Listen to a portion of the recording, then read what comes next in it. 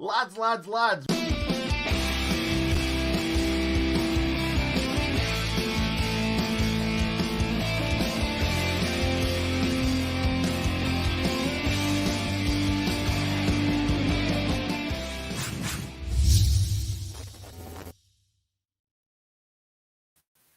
Well, welcome.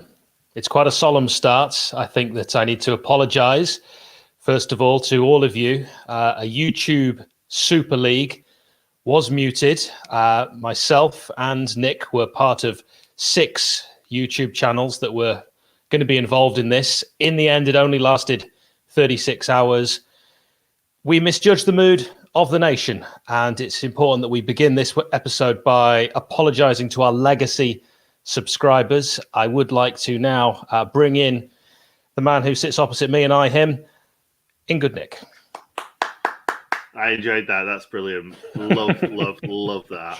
I don't like this though. Are we that? Joking. Are we that? Yeah, it depends. Depends what do you want. Do you want more of me, more of you, more of this shirt, an absolute classic? Why have you gone for that shirt today?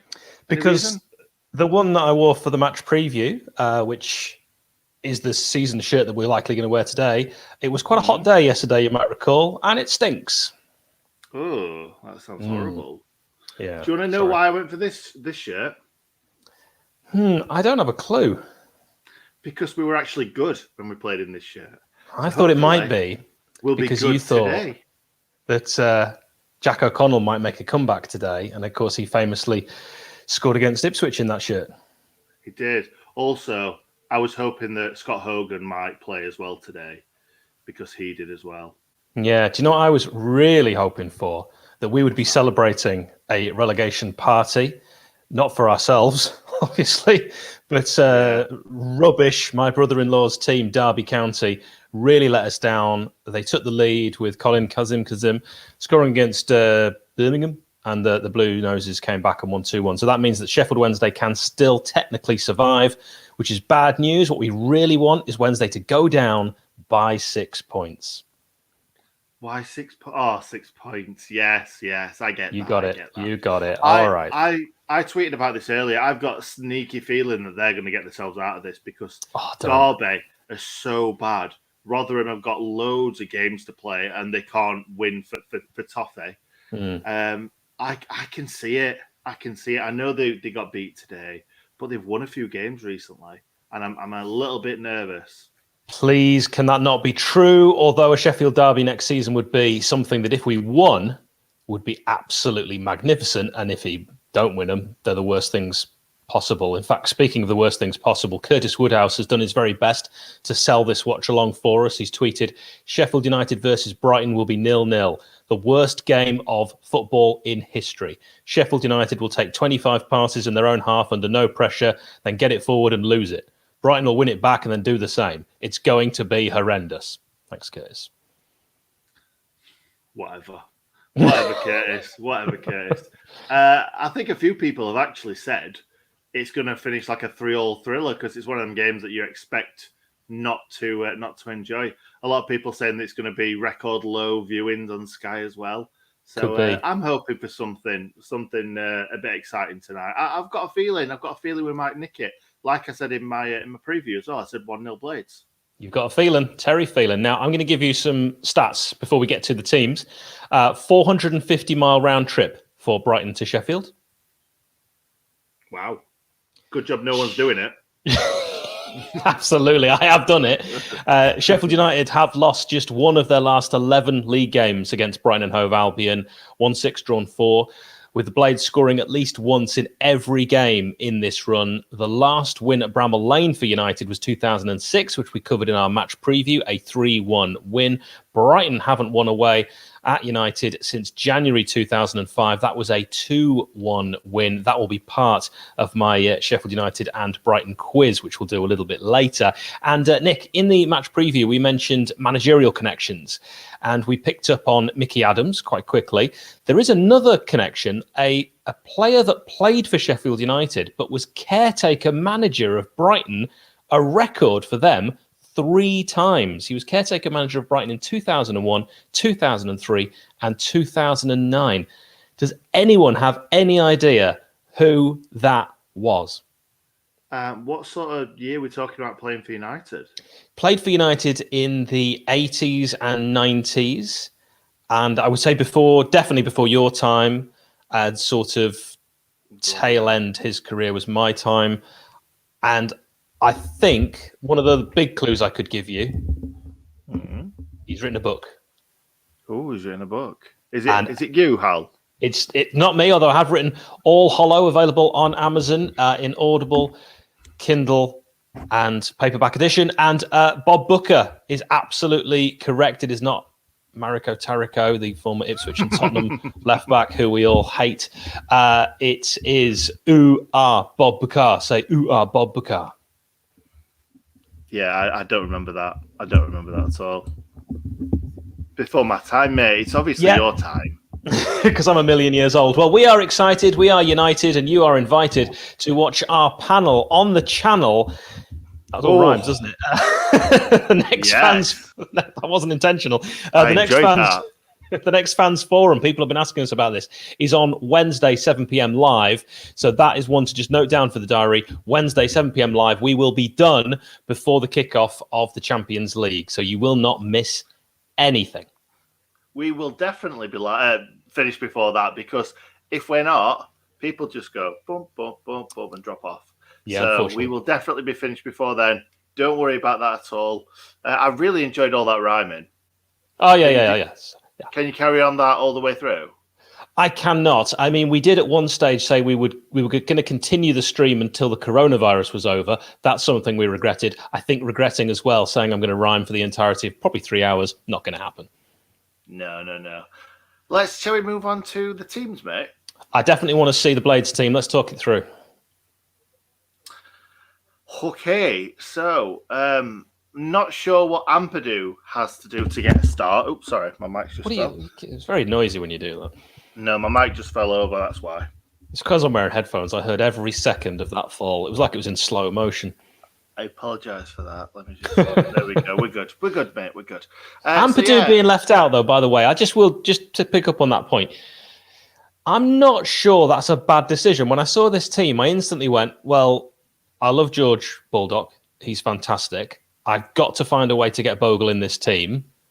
Egan is Egan, and we are the original founding members of the Ho Ho Ho Keane Bryan fan club. So I don't really have a problem with that. What I do want to see, I personally like Ben Osborne anywhere in the team, but I think he's better at left wing back than he is sort of in a more attacking role.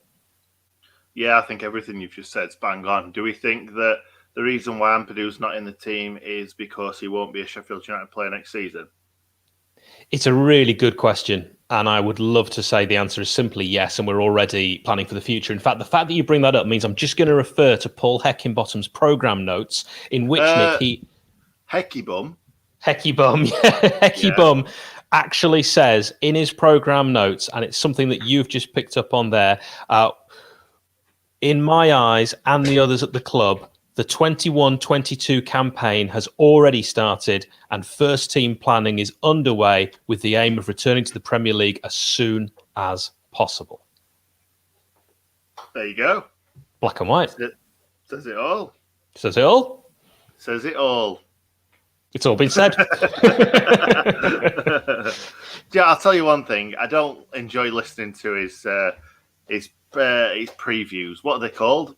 Pressers. I don't enjoy listening to him, if I'm being honest. And well, the fact that this man, I just would say on that, Slavisa Jokanovic, I don't really like listening to his voice. I think he's great. I think he's a wonderful manager, but his voice always sounds like he needs to clear his throat, and he always sounds bored. So if we do appoint him as manager, I would find those pressers even more difficult.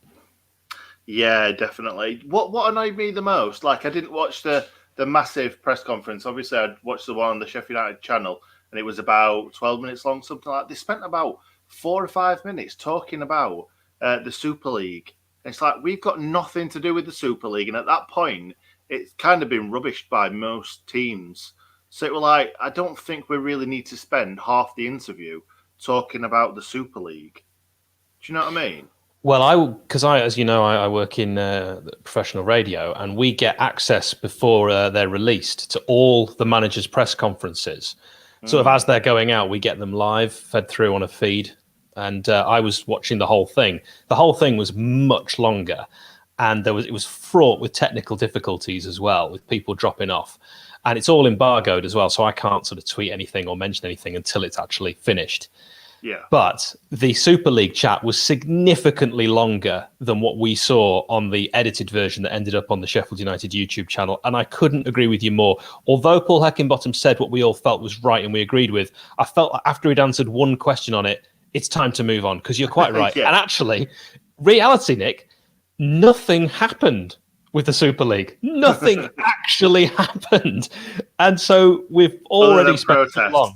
Yeah, the protests and people protesting after it's already finished. Yeah, I know. Oh God, I'm sick of hearing about it. To be perfectly honest, mate, I just want it to go away and let's crack on. Let's get into next season. We've got 6 games left. All we need is to score a few goals, put a few more points on the table, and let's move into next season. You're right. Try our best, like Hecky Bum said, to get back to the promised land. Well, you're right about the fact that we need to get some wins, because we do not want 30 defeats on our record. That would be more than Derby County suffered, which would break a record. So I do, even though we're not going to have the lowest amount of points, I do want to avoid that unenviable record. That would be absolutely awful for me. So let's get a few wins. We need to not lose 4 out of 6 for that to happen. And I also want to score a few more goals. We're on pace for the record lowest goals. We're definitely, I think, going to have our lowest ever goals in a season. But just to sort of surmise it there, I think that we've picked a team that isn't too far away from what you and I predicted. We speculated to be exactly the same as the team for Wolves, but just those 2 changes that we've already discussed. Would you like me to run through the Brighton and Hove Albion team? Oh, I would love it. Well, I like to predict the team on our match previews. If more of you could watch the match preview, that would be great, because at this rate, we're going to owe YouTube money. But Sanchez in goal, Webster, Dunk, and Veltman at the back. So far, I get a ding for getting that right. Gross, Lallana, Basuma, Trossard, I get a ding for getting that right. Morpie and Welbeck, I get a ding for getting that right. I didn't have Moder in, and I have absolutely no idea who he is. You didn't get Moder. Duh. I know, right? Moder. But there was a Brighton fan watching our watch-along, and he gave me his predicted team. You might remember that, Bobby in the background, who's doing wonderful work again tonight. He brought that up on screen. I got it much closer than him. Just saying, I know more than Brighton fans. And I've also realised my face is really in the dark, isn't it? So. It is really in the dark. You are very much in the dark, especially about Moder. He segued that superbly. So that is the Brighton team. Also, some other big news that we need to bring you right now, and this is probably what we should have opened the whole program with. Bobby in the background was playing football earlier today. Nick, talk us through what happened and how people can help. So Bobby's team won 1-0. That was right, wasn't it? I did see that, yeah. But Bobby got himself booked today. I don't even know how he got himself booked, so maybe that changes everything. But if you'd just like to pop it in the chat, Bobby, we'll tell everybody what happened. But what we'd like to do is we'd like to try and raise Bobby £15 so that he can pay for his fine. So if anybody wants to donate us any money, £15 of that will go to Bobby to get himself back in the red. And back in the good books. And I guess you don't have to donate back in 15. The black. I say back in the red? Back in the black. Back in black. Yeah. You didn't expect head nodding, but you got it. So you don't have to donate £15, but as I think it's a well-known supermarket, others are available. Say every little helps. So even if you just want to give a pound on a super chat, that would be absolutely wonderful, and all of it will go towards Bobby. Basically, he intentionally fouled a bloke as his side were 1-0 up in the dying minutes, and he took that yellow. But at the level he plays at, he does get fined, and Bobby doesn't get paid to play. So I do think it is an absolutely ridiculous situation. I was in the same situation when I played at university, as that you did get fined for bookings, but you had to actually pay to play, and I could never get my head around that. No, one of my mates, it definitely wasn't me, I promise you that. One of my mates got sent off and then put some fingers up to the referee, and then called him a few swear words, and ended up getting like £120 fine, something like that. Whoa! So yeah, he just kept going up and up and up. So yeah, it's crazy, isn't it? And do you know what I heard? I don't know if it's true, but apparently, kind of Sunday League teams and Premier League teams both get players get charged the same amount for a booking and a red card. That's what I heard, like 15 quid and like 30 quid or something stupid like that. That is very, very strange. So if you would like to help us out, please, with Super Chat, that'd be great. Also, there's another way of donating where YouTube don't take 95.9% of the profits, Nick, isn't there? There is. It's called Stream Labs, and I will stick a link in the comments at some point. I'm not on it yet, but thanks for that, Hal. I really appreciate you throwing me under the bus a little bit there. But yeah, let's move on. I'm probably going to get you back for yesterday's match preview where we're just about to finish, and Nick goes, Hal, just tell us all about our new sponsor. Okay, let's see how much of this I've memorized. So Hal, do you want to tell us about our new sponsor? Tell everyone about our sponsor.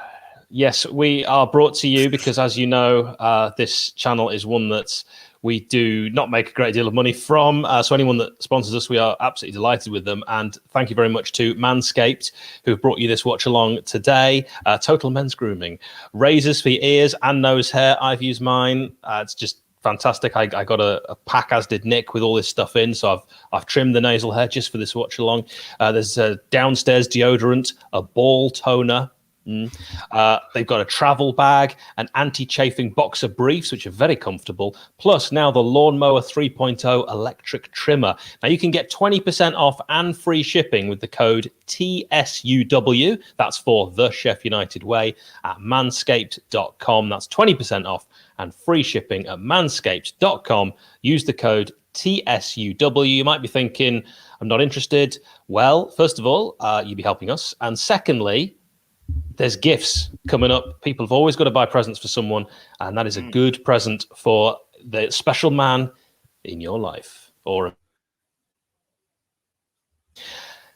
good. We missed that then. What do you say? The last bit. The special man in your life. Good. Should we do the quiz? Yes, mate. Let's do it. All right. We always do a quiz which is based on the team that we're facing, and with some obviously Sheffield United relevance to it as well. Who scored a hat-trick away at Brighton to secure a 5-2 win in October 2002 for Sheffield United? Now, it's the first person to get this right that pops it in the chat. Nick knows, but you can't play because you gave it all away last week. So if you know the answer, pop it in the chat, and Bobby in the background will bring up a variety of answers, and I will get excited when we see the right one. Well, Maury Blades, you've got me... You've got me excited. Okay, Asaba was correct. Well done to all of you that got that one right. Chris Wilder played for both the Blades and Brighton, but with which club did he make over 130 appearances between 1992 and 1996? Oh, that's a good one, that. I think I know, but I'm not going to say. Once again, pop your comments in the chat. Bobby in the background will bring up again a number of them. It is not Sheffield United. It is a team other than the Blades or Brighton with which he made over 130 appearances. Ewan is a star, and he is correct with Rotherham United. Now, next up, it's my personal favourite quiz question that we do. It's question 3. Guess the player from his career stats. This is a good one. This is a really good... That way? Yep, this is a really good one. It's a toughie. It's a very tough one. Hal wanted to go with Ollie Norwood. It would have been so easy. Well, we wouldn't be doing this, bending our neck. We look like Mark Beard on every squad photo picture he ever did. He always had his neck slightly to one angle. Oh, really? Yeah, if you look at any picture of Mark Beard, you know, if you've got that kind of inclination. Maury Blades is on fire. No, it's not him. It's not him. It is Jake Wright. So quick. That was really impressive because that was a tough one. Look at Jake Wright playing for Brighton. God, that is a great. Well done, Bobby. Well done for getting that. Can we give Bobby a round of applause in the chat for that? That is absolutely amazing. He deserves, finding that picture, first of all, Jake Ray, he deserves help with paying that fine. If you do want to do any super chat for Bobby, he would greatly appreciate it. But there he is, the man who could not be on a losing side in League One, the legend, Jake Wright. Thank you very much, Bobby, for that one. Well done to all of you that got that one right. I thought that was tough today. We've got question 4 for you now, the last one in the quiz. The last time Brighton beat the Blades was back in January 2005, a 2-1 win for the Seagulls. But who scored for United? And because it's such a tough question, I've given A, B, or C. A, Andy Gray. B, own goal. C, Andy Liddell, who didn't half have a knack of popping up and scoring, despite the fact he wasn't a striker. So, Nick, because there's ABC options, you can have a guess on this one. Yeah, I don't know this one. And the first thing that I thought, why does he put own goal in there? But is that just a double bluff?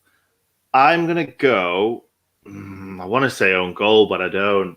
I'm going to go Andy Liddell. So do you think the own goal was a ruse? I don't know. You're a cheeky man. So it could have been a ruse. It could be true. A number of people I already saw put the correct answer, but of course it is guesswork. So B, own goal, Kerry Mayo on 59 minutes. I thought you were better than that. I'm giving you too much respect. Thank you. Never ever make that mistake again. Nick, before we move on, while we're in that kind of quiz vibe, once again, I've got some questions from my 4-year-old nephew. I put a little picture in our Twitter chat, didn't I, earlier of him. He's a massive blade. He says, Nick, what is your favourite colour? It's got to be red. It's got to be red. Okay, yeah. This is related, I guess, now because that's the colour you go when you're in the sun. And the second question is, Nick, why is the sun? Why is the sun? Why is the sun? Why is the sun? Question. It's a great question. Yeah, well done. Are we talking sun or are we talking sun? SUN, and he actually drew me a little picture of a sun and a house and someone playing. But I think you've answered his question. And 3, this is again for your nephew. Final question: what are your thoughts on the privatisation of the National Health Service? The involvement of the private sector in the NHS is, Nick, as you know, a hotly contested subject. Private companies have always played a role in the NHS, but critics claim that their involvement has increased and is evidence of a privatisation of care that is undermining the service's core values. Your thoughts?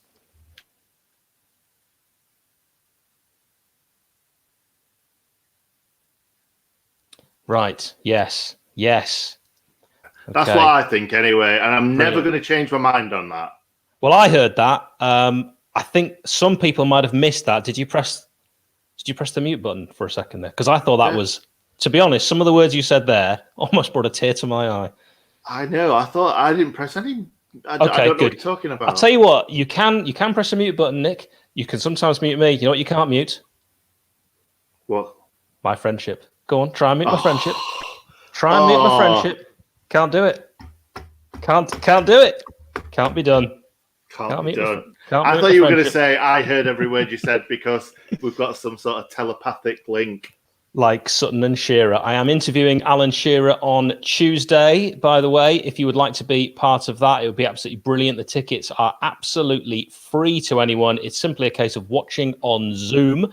Don't worry, when I say you're watching on Zoom, you're not actually on camera. You watch it, type your questions in, and I pose it to Alan Shearer. It is at 6 p.m. If you would like to get an invite to the Zoom, because it's an invite only, again, it's free, 6 p.m. this Tuesday. That's UK time if you're watching anywhere, but you can join anywhere in the world. Simply email liveevents@bfbs.com. That is liveevents@bfbs.com. Say, I'd like a ticket, and they will sort you out.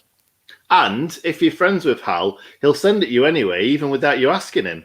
Yes, Nick, I did that for you and 3 of my relatives. But everyone else, you do have to send that email to liveevents@bfbs.com. I hope to see many of you in there because it is invite only. And I've just invited all of you, my friends. Legend. Can you ask him? Well, not ask him. Can you say to him as soon as he walks in, Shira? Yep. I will do that for you. Also, we always say what Watchalong stands for, and we're 5 minutes away from kickoff. So, Statman Adam at Adam Wilson 83 has come up with today's what Watchalong stands for. We've axed the commentary, having a laugh only now, guys. Thank you very much, Adam, for that. By the way Watchalongs work, if you've never watched one before, you watch the game. It is on Sky Sports main event. You mute it, and Nick and I, in as close to real time as possible, because we're both watching on the telly, will talk you through the action in a biased Blades way. Absolutely, and I'm really sorry, Bob. They are in blue and white, aren't they, Brighton? Which is a bit weird. I think we should talk about that, because why were we in pink at their place and they're in blue and white at our place? And also, didn't you bet your house that they would be... but then I did say I don't own my house, so right. It's not mine but to give. You bet your house that they would be wearing what? Yellow, right? Which is what Ramos is wearing. That's a good point. That is a good point. Oh well, it's not my house. I would say, just to answer your question, that obviously it is down to the fact that they make these away shirts and they're trying to make money on them by selling them in the shop. So they wear away shirts far too often. Sheffield United Brighton need never be in anything other than their home colours, yet we wore pink at their place for absolutely no reason. And I can't think of a game really where we've worn our home shirt away from home. Can you? I think you're right, mate. I think you're right. And it's been like that for quite a while with United, I think, unless... I'm trying to think, is there anything... Unless a team's wearing pink and... Where was... Chelsea. Pink and green. If a team wears pink and green... Yes, yeah, but Bobby's just made a good point. Chelsea, we wore a home shirt, he says. What, in the cup? In the FA Cup, was it? Yeah, no, in the league game. In the league game where we got hammered 4-1, that one. Right. We did. Yeah. We did. He's a genius. Yeah, he's an absolute genius, this Bobby. I tell you what he deserves. Super chat to help pay for his £15 yellow card. Yeah. Should feel bad if you haven't given money yet. Really should. Well, Nick's going to put up the Streamlabs link any second. That was how you can... I did it ages ago. Mate. Before we get to it, let's have a quick look again now. Our team and how we line up for today. We do know there are two changes, but in goal is Aaron Ramsdale. You've got Keane Bryan at left side of centre-back. Then there's captain John Egan. George Baldock is playing at right centre-back. That means Jayden Bogle can play at right wing-back, where we love seeing him play. Ender Stevens, who scored the goal of the season last season in this fixture, at left wing-back. Ollie Norwood in that deep-lying playmaker role. Will Ollie have brought his ping with him today? Then it's left-footed Ben Osborne on the right side of central midfield, and left-footed John Fleck, who's now made 201 appearances for the Blades, 13 goals as well on the left side of central midfield. Rian out of goals, Brewster, and David top scorer McGoldrick up front. On the bench, League One Wes, Museg, Ollie Burke, Max Lowe, Ethan Ampadu, Phil Jagielka, Zach Brunt, Chiron, isn't it? Chiron Gordon, Nick? Well done. Yes, Chiron. It is Chiron. Chiron, good. And one other player. Thank you very much, Bobby, in the background, for letting us see that team. There it is. There he is. Museg. If you're wondering why we have a picture of Lisa Museg in between both of my face and Nick's, it's because we did chicken a Sheffield United player for the Arsenal game, because it's quite a dull game. So we asked you to replace your time watching us with filling in the chat players that could also be chickens. Yes, mate, and look at that! Look at that! A little Manscaping thing at the bottom. Because if you want to buy anything from Manscaped.com, use the code TSUW, the Sheffield United way. Get 20% off and free shipping. Absolutely, could be a great gift for someone in your life, or you just fancy treating yourself. Nick and I have used all the products now. We might do a little demo. We'll certainly have a little special video for you and the Spurs game. Right, we have kicked off. We are off. Can I just quickly bring up the fact that Sky Sports had Ben Osborne on right wing? Did they? Wow. Yeah. Okay, that's probably not going to happen. Also, when I said we're doing a demo for the Spurs game, don't worry, we will use Nick's arm. Just make that very clear. Yeah, I've not got very hairy arm. My leg. Could do my leg. There is Ollie McChicken. Thank you very much to Maury. Yeah, if you've only watched it for the first time, that's how quickly Bobby can make graphics from what you put on the screen. The guy is truly amazing. Right, Blades on the first real attack over halfway, looking to try and break with Didsy. David McGoldrick with an interesting back heel. I'm not sure he had any idea who was behind him, but we're on 0047 if you want to keep up with us. If we are ahead, you can pause us. If your TV is ahead, you can pause it. Here's a really good chance. Men in the box, get that shot away, takes a block. Effort. Nick, talk me through this really first minute.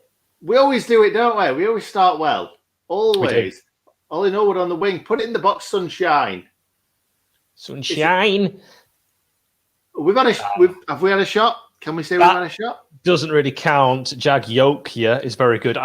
We're not doing Sheffield United chicken players today, but thank you. That's brilliant stuff. What I would say, Nick, the crosses like that was a ball that was floated in. To get any purchase and power from a ball that's floated in like that, it's almost impossible. And we spoke to Paul Pesky-Salido on one of the most recent podcasts. Check it out on the Sheffield United Way. If you haven't yet subscribed to us, please do. We're going to have very soon 2 guests that everyone, and I mean every Sheffield United fan, is going to want to hear from.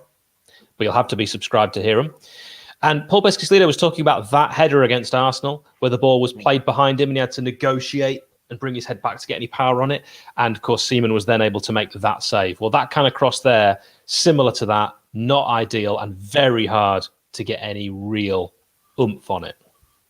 Yeah, it's very similar in a not similar way at all. Thank you. Really, yeah. Keith Edwards, by the way. Steve York with Keith Edwards. That's superb. A great one. But we're not doing these. I can't stress that enough. We can carry on if the game's really terrible, which I've got something. I've got something better for today, but I'm only going to bring it up if the game is a real dud, a real moose egg. But at the moment, it's not because we've already seen some interesting passing across their own goal face for Brighton and Hove Albion. That's Webster on the ball. Shame that we don't see Dan Byrne playing for Brighton, a player that we were linked with for 1,000 years, Nick. Yeah, I don't like him. And the reason why I don't like him is because I feel like he reminds me of Greg Halford, because they like to play him in the wide area on the right, don't they, in defence sometimes. And that's where we play Greg Halford on the right-hand side. Fair enough, it was in the midfield, but a big, tall, strong guy going down the right also reminds me a little bit of Mr. Christopher Basham. But I think we got the right player anyway. I'd rather see Chris Basham there than Dan Byrne. I remember Greg Halford starting the season at right midfield when we had David Cottrell on the bench, and you just thought, that's wrong. I thought Greg Halford, by the way, was a brilliant player, but I wouldn't have played him at right wing. No, but it kind of worked in a weird way. The way that we were playing, I don't think we were bad playing him there. I think he was one of them players that could play anywhere. You could stick him anywhere and he would do well. He was such a great professional. Egg Halford. It's not bad, actually. It's good. It's good. We've got some some strong entries for the feature we're not doing today. We did that for the Arsenal game. Please go back in time. Do follow us on Twitter as well. We had a really good post for St. George's Day, which I was really pleased with. That was Nick's idea, and everyone who commented on that really tickled me. My favourite comment, where we had a picture of George Baldock for St. George's Day, was from someone with no sense of humour who said, he's going to represent Greece. Oh, God's sake. No, we don't know that, mate. That's why we called him Georgios Baldock for the whole season. And let's be honest, he is English. He's from Buckinghamshire. It's fine. He's Bobby's neighbour. He's Bobby's best mate. Bobby does know the family, absolutely. I'm in Buckinghamshire as well. Bobby and I are, almost neighbours, if you call a 45-minute drive neighbours. Yeah, defo, mate, defo. Do you know what? I'm a bit annoyed. They do actually, don't they? He went to Bobby's school as well. Did he? What's the age difference? Oh, I can't say that because no one knows how old Bobby is, do they? No, we don't want to give anything away. End of season, Bobby's coming on screen, he's promised. Right, let's get back to the football. 5 minutes 05. If you are just joining us and you want to keep up with us, remember you can pause us or you can pause your telly. I don't know what you do with your illegal stream. Also, you can pause on Facebook Live if you're watching on there. Please as well, give us a like. We hardly get any likes when we do these, yet we have hundreds of you watching. It always goes into the thousands. We get between 7,000 and 13,000 views in total for these watch-alongs. The likes do not reflect that. So please take a second to just hit like. It's greatly received. Exactamundo, by the way. I'm a bit annoyed at... Exactamundo. I'm a bit annoyed at you, Hal. Oh, yep. Dean Henderson. Go on, carry on. Oh, I've got one as well. Paul Henningbottom. Yeah. What about Ben Hennigan? Oh, that's too easy, That's too easy. It's in the name. It's right in the name. It's not a pun. You've embarrassed yourself there, Hal. Take it back. Sure I have. No, what I want to say was, you've said Brighton Hove Albion so many times without saying Halbion. I know, because the first comment that came in on the match preview was, Hal, that's not funny, yesterday. Which slightly wounded my pride and made me question my entire existence and everything I've held dear up until this point. I went to sleep going, am I not funny? Do you know what, though? The first time we did a video together, you said Halbion or something like that. And I think I just shook my head. And I think that's what I've done every single time that you've said Hal in a name of something else. On the first video we did together. Bobby does as well. And Bobby does as well. Still the greatest video we did together, which was our season review of last season. If you haven't watched it, which is most of you, it's available on the Sheffield United Way YouTube channel. We are 6 minutes 56 old in this game. It is 0-0. And the Blades now with a chance to burst forward. Ben Osborne, industrious, lovely back heel flick from Ryan Brewster. Oh, it's done the step over. He's like prime Maradona from Ben Osborne. He's got a nosebleed, but he's still going forward. And he's still always in the right place. He's one of those players that takes a gamble and seems to be in that 50-50 position. Then it's the old Ender Stevens doing a little back heel. He loves doing those last season, but it hasn't worked out for him this season. And then Didsy slowing down to the point where you had to question why, because it's only really the industrious Ben Osborne that's doing all the running off the ball. John Fleck on the left. Oh, he took too long. He dallied, 201 appearances, but he looked like it was his first. Oh, lovely. I love that. A big, strong challenge that doesn't get anywhere near the player. I love one of those. Can you say Ben Osborne for me just right now? Ben Osborne. Oh, right. Okay. I was just wondering if you always said the industrious Ben Osborne. I do say that quite often, don't I? Yeah. I'm sure you said it twice in the same sentence. Yeah, well, I'll tell you what, I've been reading the Matchday programme, upside down, apparently. And if you want something that repeats words over and over again, I don't know who writes it, but that is your place to head. Fair play. Yeah, we've started this game particularly well. It feels like the Wolves game all over again. And the industrious Ben Osborne's been all over the place, hasn't it?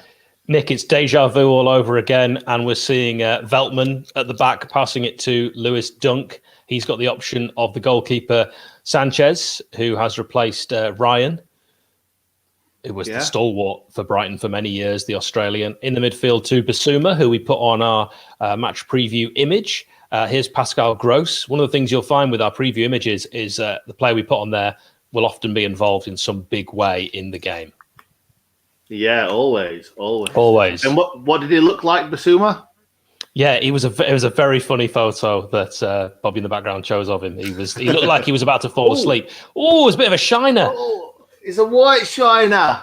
On Graham Potter's face. If you aren't watching the Sky feed, they just cut to Graham Potter, the Brighton and Hove Albion manager, and he looked like he's been punched in the eyes. He's got the remnants of a black eye. It does look like that, doesn't it? Definitely pulled the kitchen door into his face or something like that, didn't they? Have you ever got a black eye? The guy who's going to... Oh, God, yeah. I had a boot in the eye once playing football. And when I was about 9-10 years old, something like that. And, I walked around with a shiner for quite a while. Oh, dear. That's a nasty one. That could have been awful. Yeah, definitely. It were only training as well. It wasn't even a match. So not good. Well, the Blades have played. The Blades have played this season like it's been a training exercise, and we're approaching the 10-minute mark. We're on 9:58, and Brighton, surely that's offside. Referee's going to take a little look over his linesman and says no. Brighton will try and get a ball played slowly into the box, but it's brilliant defending, well cleared, good strength from Ryan Brewster, and that's a climb using a ladder And that's a blatant free kick. They don't get more blatant than that from Webster on the back of Didsey. No, definitely not. David McLadder. That one of the greatest puns you'll ever hear. That. Yep. You can tell it's been a long season, but we're still doing it. By the way, if we are ahead or behind, you can pause your telly and get level with us. And Nick's making quite a lot of noise while he puts it on me. Could have muted yourself, but that's fine. Yep, no, he's just cracking on doing something else. We're on 10 minutes 47, and he's probably. I think he's left the building. I've insulted him for some reason, and he's gone. You're back. I was putting the light on. Putting big lights on. Putting big lights on. I've not drawn the curtains though. I've not got settled yet. Well, if you could put mine on, because I'm completely in darkness. This is a great chance for Mopai. He's got the shot. What a brilliant save! Aaron Ramsdale denying a Sheffield United target from last season, Neil Mopai. And I think Nick, did he take that on his chest? It looked like it. It's just spreading your body in it, just trying to get anything on it. Is he? Yeah, we're onside. Poor defending, you've got to say. Yeah, chest, shoulder, face, something round there. He's taking it somewhere, but that's all that matters, really, doesn't it? Yeah, thanks to EKG for confirming that Potter injured his face after falling into railing on the beach. So he was into railing on the beach. That's one for the teenagers. Bobby won't have a clue what interrailing is. Right, here's Pascal Gross with a corner on the right-hand side. It's going to be crossed in near post. Any touch on this, and it's still alive. And Brighton will still try and get another touch. It's a bit heavy, that one, and that'll just roll out for a goal kick. Aaron Ramsdale watches that one go by. We are on 12 minutes 10. Again, you can pause us or pause your telly to get us level. We're now on 12-17. There you go. I'm going to be honest, mate, I can see lots of goals in this game, if I'm being completely honest. It's open. It's definitely open. I can't see it being 0-0. I'm going to put it out there. This will definitely not finish 0-0. All right, he said it now. It's a guarantee 0-0. And it's a short ball played out from Rammers to Egan. What was the thinking behind that, Nick? I don't know, but I love the fact that he ran up to it like, I'm going to kick this. And then a tiny, tiny little pass to the side. The tiny pass. David Marwood, this is helping Bobby out with 5 of your English pounds, or, of course, if you're watching in Scotland, that would be 5 Scottish pounds, which is legal tender.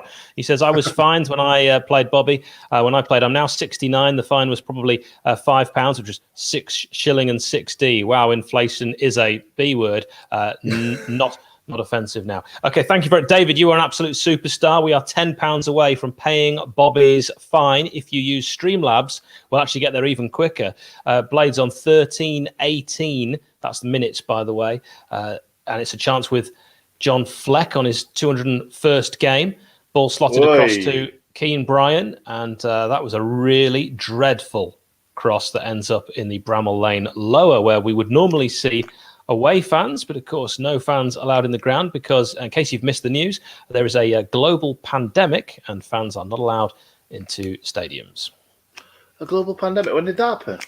It was about a year ago. I want to say Stefan has said, hi, boys, how are you? Hello, Stefan. You need to tell people before you do that, because if they were in earphones, it's game over. It's game over, yeah. Well, when you close that door, I still can't hear anything in this here. Well, I thought it was when I dropped my microphone. Oh, what's going on here? Oh, my God. Played across the face. Doing? Brighton love playing a ball across the face, and we are happy with that. Back to Webster. He's seen far too much of it. He will not be feeling comfortable and has to clear it with his weaker foot. Plays it up, looking for Mopai, and Mopai just can't get there because there's a good foot in from that boy, Bogle. Yeah, it's nice to see Bogle, isn't it? Really Always. Nice to see him. Always. I wouldn't mind if I came home from a late night and I was ready to just go to bed, get settled, and he was sat in the living room wanting to, discuss politics with a cup of tea and a biscuit. I would say, do you know what? It's lovely to see you, Jaden, even though I'm tired. Oh, I'm not sure I would. I'd be like, you knock yourself out, put politics channel on. I don't know if there's a politics channel. Put it on. There's a God news channel. on. There's everything. That's why I said it. There's everything in there. Absolutely everything. Yeah, I'd be like, no. Sorry, mate. Go to bed. You can't keep me awake. All right, fair play. That's Nick's thoughts on if Jayden Bogle invaded your house. We'll take your thoughts on that in the chat. How would you deal with a Bogle intruder? Ooh. We are 15-18. Bit of a challenge there, which could have been, if the Brighton player had gone down, Nick, could have made more of that. A bit of a scissor, wasn't it? Left and then right. I never understand why players have to do stuff like that. I'd never understand why players have to go in two-footed. I played football for years, literally over a decade. And I never... Very low level. A very, very low level, yeah. But I don't get why you would have to go in with 2 feet. I never did it in my life, so why would you have to?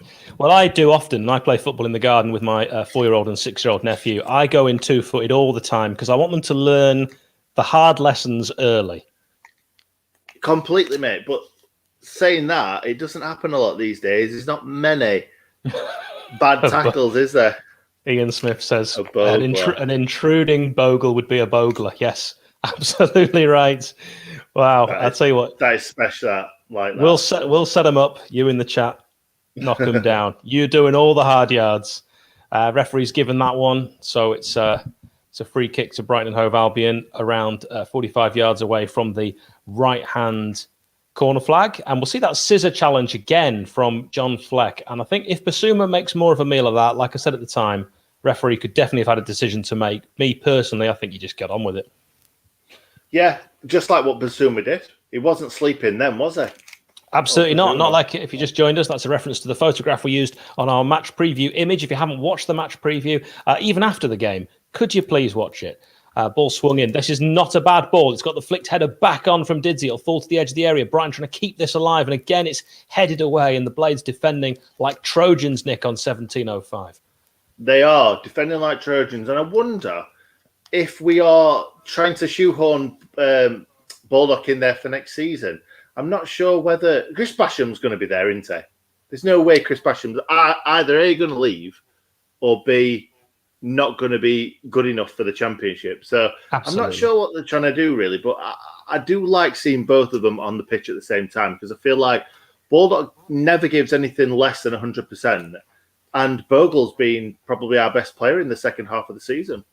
Yeah, Bogle, who made his debut away at Brighton when he kind of played in a right central midfield role. Ball flicked on by Didsey, looking for Rhian Brewster, his strike partner. Maybe they can get something going. Good defending from Rhian, who comes back, but eventually it kind of just runs away from him. And then it's a nice foot in from John Fleck. Rhian Brewster can look for, Ben Osborne. That wasn't the ball that Osborne needed. But then it's won back superbly by Ender Stevens. What all? Osborne, the industrious, puts a good ball in. It's going to fall on the edge of the area, is it? And he tries for Didsey. Shoot! Goal! Is it going to count? Didsey puts it in. Oh, you know what time it is. Onside.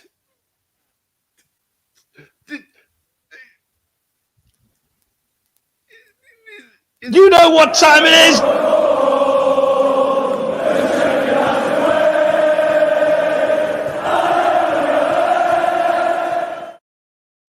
All right.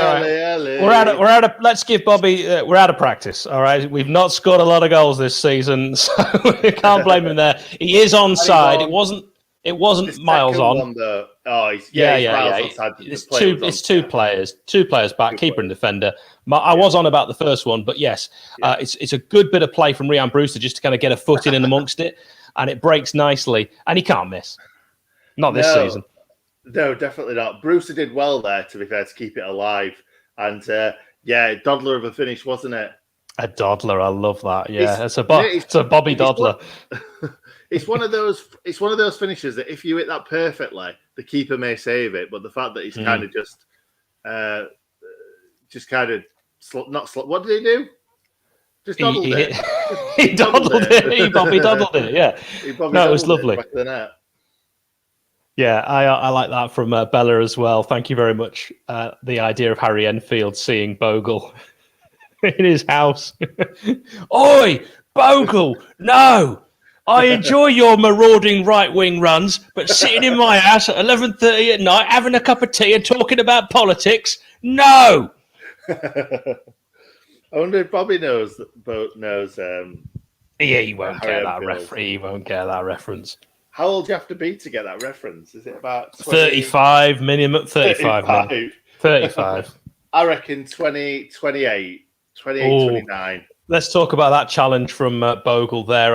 It's a clear free kick. Referee, though, I think he's done well so far. He's kept this game in check by not throwing out early cards, and that has definitely helped set the tone. You said this was not going to be 0-0, early biscuits. You saw the play, you saw that the scene was set for chances, and there have been chances. And Brighton, it's been since 2005 since they got a win at beautiful downtown Bramall Lane. They know that's a long time. Yeah, and it's a long way away until till a victory here as well. Look, 1-0 up. We're playing well. They're going to have to turn this around pretty sharpish to do that. Did you put a joke in there when I didn't realise? No, David McGoldegg from Ashley is one that amused me. Again, we are not doing chicken-related Sheffield United footballers today, yet we've had a lot. Ramsdale gets that ball back to him. We know he's quite comfortable on his feet, Nick, more comfortable than you'd say probably any keeper Sheffield United have had in our lifetime. I would probably say so, yeah. I can't think... It's a different time now, though, isn't it, mate? Different time. It's a different time. I mean, I actually remember when the back pass law was still a thing. You probably got into football after that, but yeah, that changed the game, particularly for John Lukic when he was at Leeds. Couldn't handle it. I know Simon Tracy, not a big fan of that being introduced. Keepers love to take the ball, pick it up in their hands. But it was, and it's easy to say, football were better in the old days.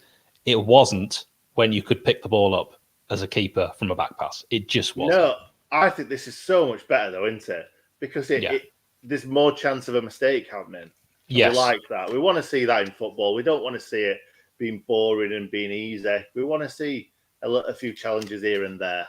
But don't get me wrong, football was better 92 to, I think, about 2000 and probably 14. It was just really good. Peak. And it's lost its way now with the offside nonsense with VAR, with players going down. That Richarlison challenge yesterday, did you see that one that was given as a penalty for Arsenal and then reviewed as offside?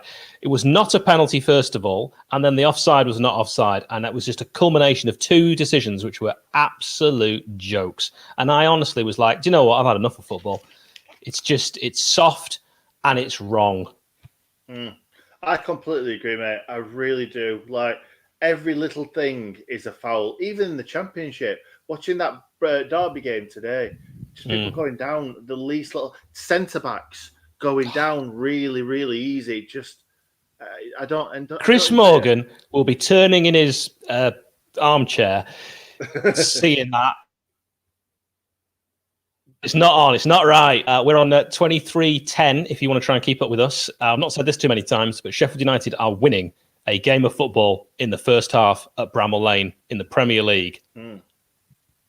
Indeed. It's great. It's great. It is. And we've got to like it. It's happened a few times. Oh, it's a terrible pass from the defence. Didzy takes a poor first touch and then fouls his man. Look at that. Look at that. He didn't touch Don't book him. He's got to go for the ball, ref. He takes a bad first touch. He's not trying to foul the man, but fair play. I mean, could Didzy have done worse there? I don't think he's touched him. I honestly don't think he's touched him. Let's have a watch. Oh, it's nothing. You can't even see if he touches him or not. I want to see if he handballed that, actually. Well, that first touch was horrific. Oh, it's nothing. They've both gone for it. Studs on both. Did he touch his foot? Yeah, he touched his foot. It's studs on studs. It's absolutely nothing. Both of them, you have a little handshake and you move on. Yeah, I think things like that, when it's... A yellow card for that. Bobby, I hope what you got booked for was a hell of a lot worse than that. Yeah, it was good. That is 60-40, that. It's close. It might even be 55-45. See? Quick maths. They're messing about with it again, Brighton. We've got to catch them again. Yeah, they are playing it at the back, across the face. It's difficult over the internet, isn't it? It'd be nice to do one of these in real life. Like this is real life. This isn't a dream. I just was commenting on Ramsdale's good kicking. Of course, I've cursed him. The ball into Mopai. Oh, he's got great feet, hasn't he? Great feet. And then it's cleared brilliantly. Here's John Fleck. Remember, if John Fleck doesn't play well, he's got a broken back. Yeah, he's always got a broken back. Or something. Look at Industrious Ben Osborne. He gets absolutely everywhere. I swear he was right by Rammers just a moment ago. And there he is, the furthest player forward. He's on the ball because he's always there. He's always looking. Have a shot, Rian, lad. Maybe not that shot. No, I want to see him shoot as much as possible. I think he's got a great shot on him. And we want to see one of them ripple the back of the net one of these days. Yeah, it's good play from Ben Osborne. He just finds himself in that pocket of space so often. He really is a clever footballer. I think he makes the most of his ability. Yeah, I think you're bang on there, mate. Bang on. It would be nice if he just had a little bit more quality in those areas. But I do think the fact that he's been brought up pretty much as a left back just shows, doesn't it, really, that he's a bit... Or even if he did start as a left winger. Are we in? Are we in here? I think he might be in here. Oh, he took a little bit too long over that end of Stevens and allowed the defender, Webster, to get back. Webster taking a little limp there, maybe from the horrendous Didsey challenge that he's still trying to brush off when it was his studs that hit Didsey's studs. Yeah, I know. What I was quickly going to say was nice, Phil. that Ben Osborne, I saw him this morning scoring that absolute worldie for Forest when they played against Derby. It popped up this morning, and Ben Osborne looked about 7 years old. He still kind of does. Left-hand side corner. It's going to be taken to the far post, or it's cleared by the Brighton defence, but then the shot comes back in, and it's again knocked away. We're on 26-38. But, Nick, this is a good spell from the Blades. Definitely. And I like to see Bogle having shots as well, because he never unleashes a poor shot, I don't think. Bogle. It's good football. Lovely football. Really good. One-touch passing. Incisive. It's not been bad at all. Really encouraging play, giving us signs of hopes and shoots of recovery for the Championship next season. Of course, we already have to start thinking about that. The Blades thought about a foul there and didn't, thankfully. But Brighton now coming forward. Maybe it wasn't so thankful. A foul back there would have stopped this attack, and you just take one for the team. And now they've got a chance to get a shot off on the edge of the area, but instead it's out wide to Pascal Gross. We brought back in, and it's a great footing from Ollie Norwood. Really, really well done from number 16. And now he's running forward. You don't often see Ollie Norwood run with the ball. No, you don't. You don't. I love that. Oh, Didsey drops his shoulder. Get him in the book. Dropped himself. Get him in the book. It is. Send him off for that. I saw a 2-footer challenge in there. It is poultry in motion, Steve. Great work. We're still doing this. We're not doing chicken-related Blades. It's a good game, so we don't need to. We have those. We have a few things up our sleeve if the game is cack. Also, at half-time, I've put quite a lot of work into a review of the latest team that's become part of the Blades stable, Chateau Roux. I'll be telling you a few points regarding them, which are very interesting. 28 minutes and 8. Ball swung in on that left-hand side, right-footed. Again, it's a Brighton head that meets it first. Yeah, always is, isn't it? From these corners, we've been shocking from corners all this season. I don't think we've scored from one, have we? It feels that way. And apart from Man United away, you've got to ask, what is Alan Knill doing? Is he still involved in any capacity? Because he was always your set-piece man. Yeah, I can't see him being part of this. There's no point, is there? Why get rid of Wilder? Why get rid of the rest of his backroom staff and then keep Alan Knill? It just wouldn't seem right, especially that they've brought in JT Hammer. Yep. Coco, Vinnie Jones, that is stretching it, Ziggy. Again, we are not doing chicken-related Blades today, but thank you for that. I did a podcast of Vinnie Jones, which you can check out now on Apple and all other podcast providers. It's called Once Upon a Time on the Pitch, talking with Chris Kamara and Vinnie Jones about the Dave Bassett years. Great for any Blades. Please give it a 5-star review. Thank you. I still don't think I've done that, have I? You actually, I think you have given it a 5-star review and a review. Oh, legend! I am. Yeah, you have. Yeah. So thank you. I did promote it on the Leeds United channel, and I've got a load of reviews that just say "all Leeds, aren't we?" Which my boss had to ask me, "What the hell are all these reviews?" Oh God. Yeah. So what happened then? Well, there's not a lot I can do. It's on Apple. You can't remove them, unless you work for Apple. It's also the 5-star reviews. Who cares what they say? It's great. I love Leeds fans that have supported me. It's really, really kind of them. I'm tremendously grateful. Did it say all Leeds, aren't we? Or did it say LAW?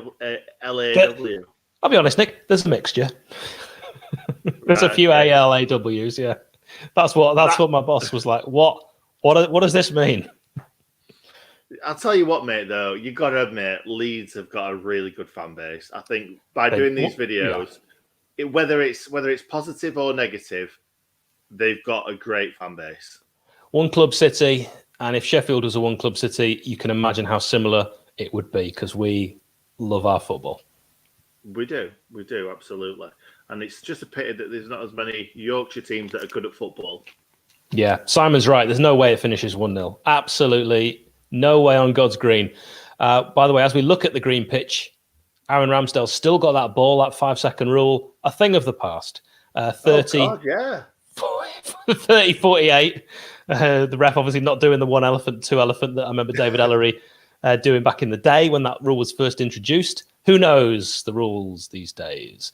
On the right-hand side, chance for the Blades with some interesting skill. I think that's a throw into Sheffield United there. I know Brighton were appealing for it, but like Basuma, he's got himself about Basuma, hasn't he? He's really, obviously a very, very talented player, and Brighton have 1 or 2 of them. Yeah, definitely. He's not sleeping on this game, is he? He's not sleeping on the job. Trossard, a player I really like. Here's Ender Stevens, back to Ender kind of form. Maybe. That wasn't the cross. That was the wrong cross, Gromit. It's John Fleck on his 201st appearance, 13 goals for the Blades. Is he going to add to that today? I'm going to keep saying it until he does. There's Nick, drinking on the job.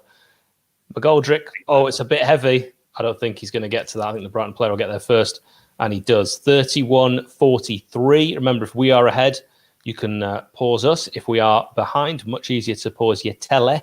And that boy Webster, he has seen a lot of the ball, Webster. He's constantly having to use his weaker foot, but there he used his stronger.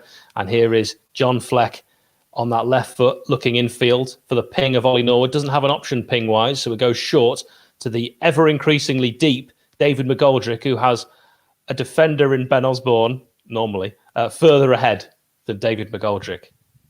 Playing basically as a right-sided striker. Crazy, isn't it? They're all over the place, to be fair, but in a good way. And I'm actually enjoying watching us play football today. It feels a little bit like last season, a lot more disjointed, because obviously last season we were like pass and move, everybody kind of moving into each other's positions. This is a bit more disjointed, but I'm just enjoying watching attack-minded football. Yep. Just as Ender Stevens passes the ball back to the goalkeeper. Absolutely. Alan Birch-Hennell. That's very good from Blind Man. Matthew Hardy says, score prediction. Boys! What are you going for, Nick? I said 1-0. I'm sticking with it. You're sticking with it. Okay. I get them right. Stick or chicken twister. So you're sticking. I'm sticking. I'm not chicken twistering. All right, Sander Chicken Burger. You can stay with that. That's thank you very much to 1414 Yorks. We appreciate all of you getting involved. Ladies and gentlemen, it is 33-15, 1-0 to Shu against Baha. That's how it's written on Twitter, Shu Bar. I never thought it was Shu Bry. It's Shu BHA. What does that even mean? Brighton Hove Albion. What does it even mean? I don't like any. I thought you were going to come up with some wild acronym there. It's too late. I'm much funnier earlier in the morning. Here's a chance for Brighton on their own left-hand side. Tried to remember my left from right for just a moment. Obviously, Basuma an outlet, but deciding not to go there. And if their numbers aren't facing me, I don't know who they are. I think we'll let you off, mate. As long as you know the Sheffield United players, we'll let you off. I do, without the numbers. I was watching a Pigs game the other day, and I cannot read a single number or name on the back of the Wednesday shirts because they've got the blue and white stripes. They haven't got like a white background, and they've gone with gold name and numbering. So you cannot see that. And I think they're really pony, the shirts anyway, but added to that. I remember when Derek Geary played for them. Actually, I'm not going to tell this story. I'm self-editing. It's 2021. I can't get away with it. Let's instead focus on the game. I could have told that story in 2003. You can tell it me later on. I'll tell it you off air and you'll go, yep, you were right not to tell that. 34-38. I think my mum and dad, they usually watch these. They'll probably know what I was going to say because I used to bring it up all the time. But if you have a look at a Derek Geary shirt, you'll be able to figure it out for yourself when he played for Sheffield Wednesday and his name on the back. All right, that's all I'll say. I've already guessed. You've got it. You've got it. 34-55. Ball swung in from Brighton, and it's going to fall to Didsey on the chest. Just clears it anywhere, really. That might roll out for a throw in, just over halfway. I think you can say that.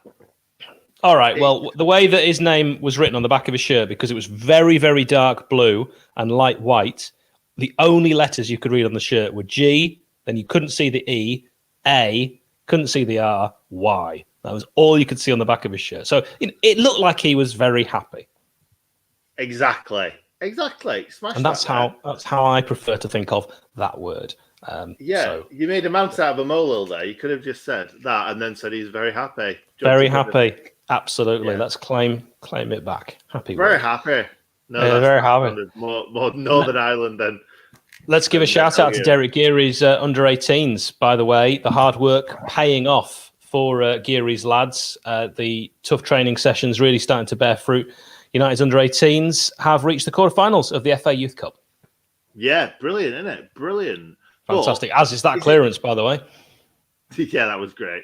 Straight to a Brighton player. Brighton and Hove Albion. Fine. No. I wanted you to come up with some cool, witty HA. Right. It's not here, is it? It's late. I'll give you 10 minutes. I'll give you to half time. And then I'm going to say Brighton and you're going to come up with something brilliant. Right, okay. I'm on it. I don't really know what you're after, but I'll do my best. That's a good bit of play from Ben Osborne, who fires it into the feet. Did he? Oh, it's amazing! It's mesmeric! Stop playing, everyone! You've got to retire. Anyone that was near that skill, you have to retire. He has just taken you to school. He's dropped you off at school. He's conducted the lesson himself. He's set you your homework, and he's taken you back. Outrageous skill. Please, can there be a Megs in there as well? I hope there was at least one Megs. Didsey invented the Megs. What are you talking about? That was absolutely brilliant. Ronaldinho wears David McGoldrick pajamas. If that were Kevin De Bruyne then, they'd have definitely shown it again. 100%. If that was Kevin De Bruyne, they'd have cancelled football for the rest of time because it wouldn't have got better than that. That was so good. What did he just pass the ball out of play after that? Were you like, who cares? Who cares? No one knows what happened after or before because football has just started. Oh, God, that was so good. That's probably the best. That's probably the highlight of the season. And no replay. What's going on? Sky, What are you playing at? Yeah. That's better than the goal. To be honest, if you do a bit of skill like that, I say that's worth a goal. 2 goals. We're 3-0 up. Let's change the score on here. If you've just joined us, the Blades are 3-0 up. They're not. Don't change it, Bobby. Don't change it. Right, we've got a chance here for a ball to be whipped in. Oh, is that a foul on Ryan Brewster? No, it's just agricultural. Oh, his nice skill. He's learned from Didsey. Get that ball across. Oh, it's not the ball. It's slightly behind David McGoldrick, but really good play in the build-up from Ryan Brewster, who's oozing confidence now. Too much confidence from Ho Keane Bryan. He's overplayed it there, and he can't win it back. He grabbed him a few times, and he tried to bring him down. Hopefully the ref's not going to book him when he comes back. Yeah, the ref might do that just to show he saw it, which refs often do, and it's totally pointless. That was not a booking. There hasn't been a booking in my mind in this entire game. However, Didsey has picked up a yellow for kissing the studs of Adam Webster. He really should have been Brighton throw.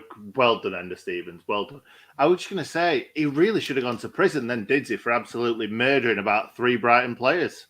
Yep, that's the horrible way of describing what he did. Oh, God. Oh, funny. Oh. Right, great play from Ender. Oh, Ender Stevens runs down the wing for Sheffield United. Sheffield United. Oh, I can't wait till we're back in Bramall Lane singing those crappy songs. The Blades have had. Hull? Did I go to Hull? How very dare you? What kind of question is that? No, I was in Gibraltar for that one. Oh, man. That was such a great away day. I've been to Hull many times. Yeah, but not that day. I went when Stephen Quinn scored a very good goal. What for Hull? No, for us. For us. When was that? 3-1 win. That was the too long ago. KCOM. Can't remember who else scored. Ball swung in on this right-hand side for Brighton Hove Albion from that corner. Header over. That for me is a goal kick. It looked like it came off Webster's bonce, but there's a bit of question marks around. Is that a corner again? We're bang on 40 if you're trying to keep up with us. I think the ref's given a corner again.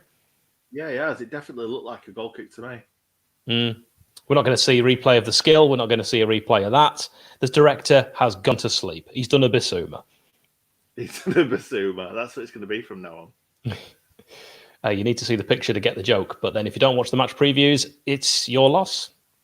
Yeah, we might see if we can pop it up on halftime because it's good shout, Bobby. If you've got the match preview image to hand, we could then show the image of Basuma, and the things that we've been mentioning for 40 minutes and 35 seconds will suddenly be relevant. Exactly. Exactly. Least here he is. Gets that shot away, and it is well over the bar. He's reading comics if he thinks he's scoring from there. He's not David McGoldrick, is he? God. He's not David McGoldrick. He's whatever his first name is, Basuma. He is. He's Bassi Basuma. It's not Bassi. Let's guess. I'd love it if it was. I'm saying Aaron. Wilfred. I'm going Aaron.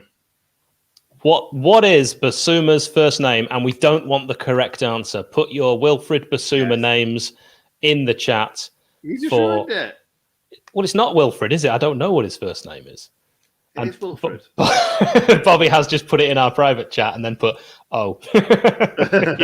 you don't really want it. What is Basuma's first name? Pop it in the chat and we'll try and find out. He's claiming he got kicked in the head there, but he certainly didn't. It's the industrious Ben Osborne getting absolutely everywhere. Ken, I love that, Tony. Ken Basuma. Surely you can't be serious. Zidane, Biffy Basuma is brilliant. Monty Basuma, nice pair of Basumas. Some great suggestions here. Steve, Clive Basuma, Basil Basuma. Well, there's a Clive Mendonca, so there could be a Clive Basuma. Clive Mendonca used to play for the Blades. We sold him to Grimsby. He then went and scored 1 million goals for Grimsby and Charlton, and we never got him back. He's a player that we should have had 3 times. We did have him twice. And, we said on the match preview, never go back, and players, when they come back the second or third time, they never do it. I suddenly thought, Billy Sharp. Yeah, just as you said that, then I thought about it, yeah. Well, the third time, wasn't it? Well, maybe. Yeah, the third time. Mavis Basuma. These are great. These are much better. Who cares? Real names aren't interesting. Bonnell Basuma. Rupert Basuma. Jacob. Alice Basuma. I like that. Timothy Basuma. That's probably a real name of someone. What's this one? Mortensey. Alistair. Heavis? Is it Heavis? All right, ball in. Chance for Brighton now. Please don't score here. Oh, it's good first touch, then a second. I think that takes a little nick. Yeah, a little nick. That's Nick's nickname getting out of the bath, and it rolls out for a corner. I think that was Moda, who I have not seen much of his modus operandi today, or his mode of transport, but it clearly is wheels for feet. What else have we got? Bozo Basuma. Tarquin Basuma. We've got 1 or 2 saying his actual first name. Nick Basuma, yes. Fanny Basuma, thank you. Jonas has always won. We've got a 43-34 on the clock. Hal Basuma, I'd probably have noticed that. It's on the right-hand side, corner crossed in, headed away at the near post, going to fall to Ken Basuma, who lays it off to his defender. And this is good pressing. Basuma. Yeah, nice. Nice. There's more than one Hal Basuma shout here. There is only one professional footballer called Hal, and that is Hal Robson-Kanu. Yep, we're going to rock down to Hal Robson-Kanu. Henrith Basuma. How is this the most popular thing we've ever done? Bubba Basuma. Bubba Basuma. By the way, great name for a very fast flower delivery service. Run Florist. Run Florist, run. Very good. Or another one. Linford Christanthenum. Very good. Big fan. We're here all week.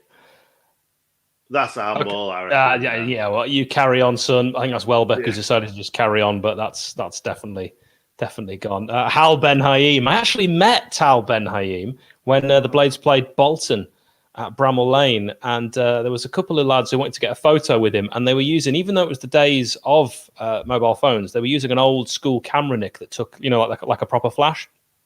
And they were with Tal Ben Haim, arm around his shoulder, and they got their proper like Kodak camera, and the flash, the picture they must have got of him, he was just like, it was so the poor bloke. He must have been he wouldn't have been able to see anything. It's a good thing he wasn't driving. He had to get on the coach. He was just proper stunned. He's like, I've come all the way over from Israel for this. This is how I get treated. God. Cornelius Basuma. Ross, that might be my favourite. Well, we've ended the first half strong, and by that I mean with all your Basuma suggestions. And the Brighton player there, he gets fed up of the game of football, Mopai, and decides to pick the ball up and says a few naughty words. Now, Rhian Brewster got booked against Wolves for saying swears. Neil Maupay quite clearly not only showing petulance, throwing the ball away, JT Hammer Basuma, but also swearing repeatedly at the referee. What is the rule here? Well, exactly, it's the same thing. But at the same time, was he quite far away from the referee? Did the referee actually hear what he was saying? There's no one in the stadium, Nick. There's no one in the stadium. You can hear a mouse fart. All right, he heard him. Oh my God. He heard him. We're coming towards the end of the first half. We're already in that time added on, and the referee puts the whistle to his mouth. He performs the breathing technique known as blowing, and he ends the first half. A great first half, a wonderful first half. There is the graphic that says halftime, in case you were unsure of what I've just said 3 times. And we are 1-0 up. And there is the face of Ben Osborne, looking like he's about to eat your face. And Ken Basuma, looking like he cannot be bothered to have his photo taken. The opposite facial expression to what I saw to Tal Ben Haim. Yeah.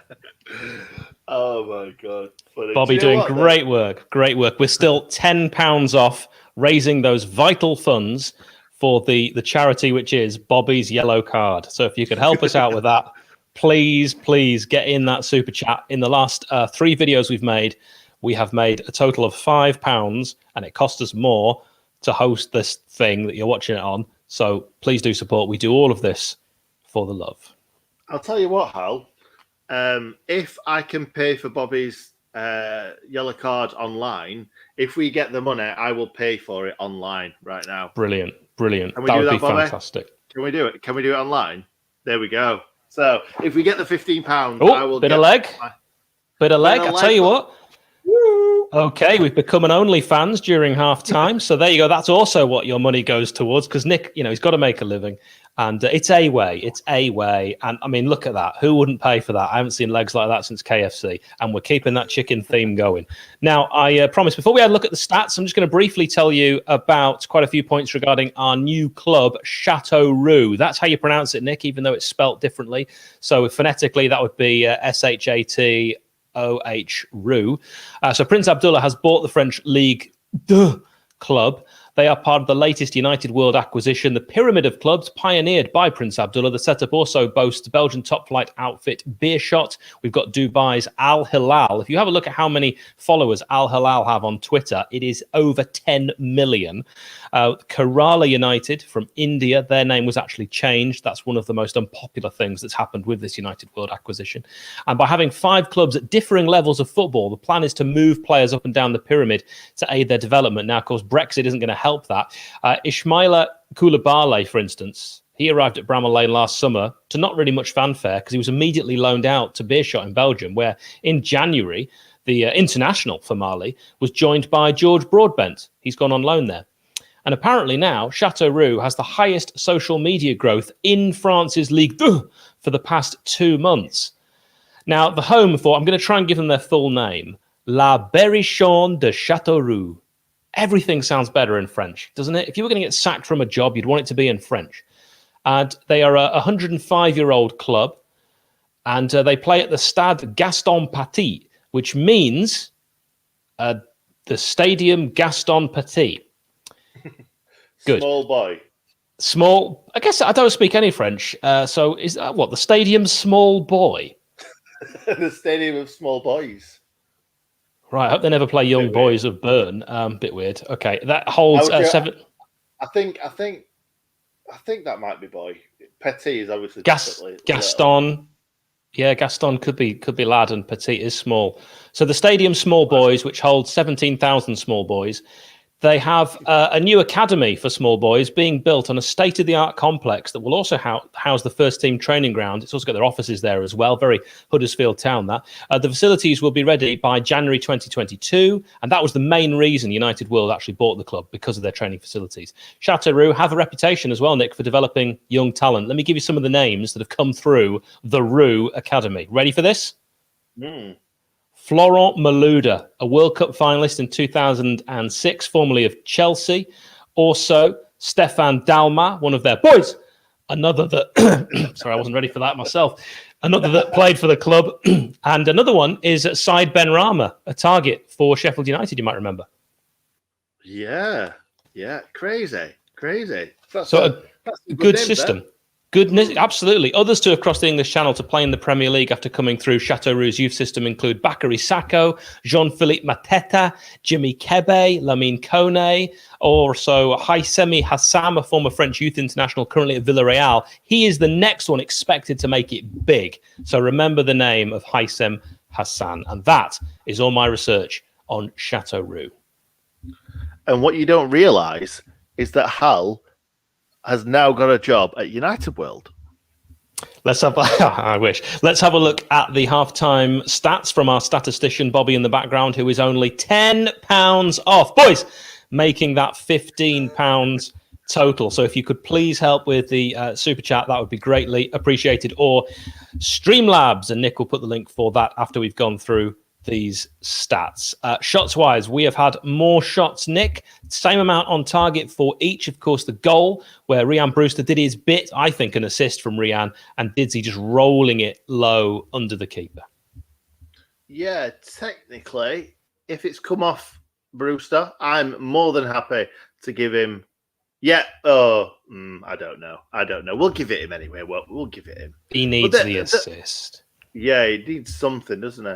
Oh, no, it's definitely not come off him. But anyway, those possession stats, I'd never thought it'd be anywhere near that. I thought we'd be at least lower 40s. Rumour Basuma. By the way, you don't need possession, as Leicester City proved when they won the Premier League, and we, in the games we won last season, always had less possession. This season, we've had more possession in games we've got beaten in. So I'm perfectly happy gifting Brighton, who are doing nothing with it, 67% possession. Fouls, we've committed 7. I don't agree with that because I know 2 of them off the top of my head were not fouls. They've had a lot more corners. No offsides, which is very, very surprising and very rare in the Premier League. We've thrown the tackles around, and pass succession, this is not a surprise. It is lower than Brighton's, and our pass succession this season has been lower than opposition's. Yet, interestingly, our pass succession, as we heard from Ewan in our Fans React to Relegation video, is actually higher than it was last season. Yeah, Ewan smashed that, didn't he? Absolutely, he really smashed did. That. Great stats. What a legend. And do you know what? I've not seen any of those stats this season, so it was great to see that. It really was. Good. Oh. He's a legend, as is Bella Williams, giving £5. £5?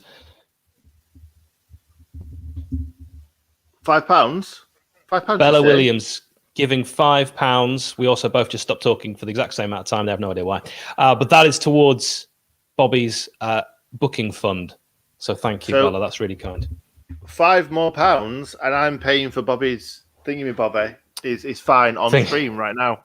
This thingy-my-bobby. Do please check Streamlabs. And Nick, if you wouldn't mind popping that link up there while I'm happy to fill, by the way, while you do that. But thank you very much, sir. One thing I will say is please help us get to 13,000 subscribers for the best Sheffield United fan content created by us. It is the Sheffield United Way YouTube channel. Head to @Sheffield United Way on YouTube. Podcast with former and coming soon current players. I can't say any more than that. Fans forums. The next fans forum is on Wednesday at 7 p.m. Mark it in your calendar. And what you're watching right now, Watchalongs. Please subscribe. It's free now. It'll always be free. But we want to get to 13,000 for Sheffield United Way. You don't have to be a Sheffield United fan, but it's brilliant if you are, because we have interviews with players who played for a number of clubs, and we always talk to them about their clubs. For example, Carlos Saba, there's a lot of Brentford chat in that, if you are a Brentford fan. You can also listen to our videos on your journey to work safely and legally, a bit like a podcast. Simply use Bluetooth audio in the media option. Press play on the video before you set off. Place your phone somewhere where it won't distract you and listen through your stereo. By using it that way, that is legal. So you can do that. Is it legal? It's legal, the opposite of what you just said. And what team are we talking about in this game up to now, other than Sheffield United? Brighton and I haven't thought of anything. Brighton and help anyone? I'll give you that. That's a good effort. All right. I can't think of anything. I'm not sure what you want from me. Something funny, Hal. You're the funny man. Thank you. Not when I'm put on the spot. Not a seal that performs. By the way, especially Sambot loves a bit of Hal. Loves a bit of Hal. Thank you, Sam. I just want to say Neil's absolutely right that it is a con that people have to pay football fines. It is an absolute disgrace. I completely agree. Bobby, we're not going to give his age away. He's a young lad, and he is not getting paid to play football, and he has to pay fines in this league. I think it's really unfair. I know a 9-year-old boy shouldn't have to pay fines, should they? He's not 9. It would actually. I feel like it was almost slave labor if we were having a 9-year-old make all our graphics and do all our streams. But we are now asking you to fund us like a charity. So thank you very much. It's come to that. All the money we've made today is going to go to Bobby. Don't worry. All right. I know no one wants the thought of how dare Nick and Hal get any of that cash when we work 8.5 hours, 5 days a week and do this in our own time. I totally understand why you wouldn't want us to see a penny of that. But Bobby does deserve it, and he does a lot of great work. Yeah, absolutely. Oh, here we go. Brighton and Hove. I nearly did a silly then.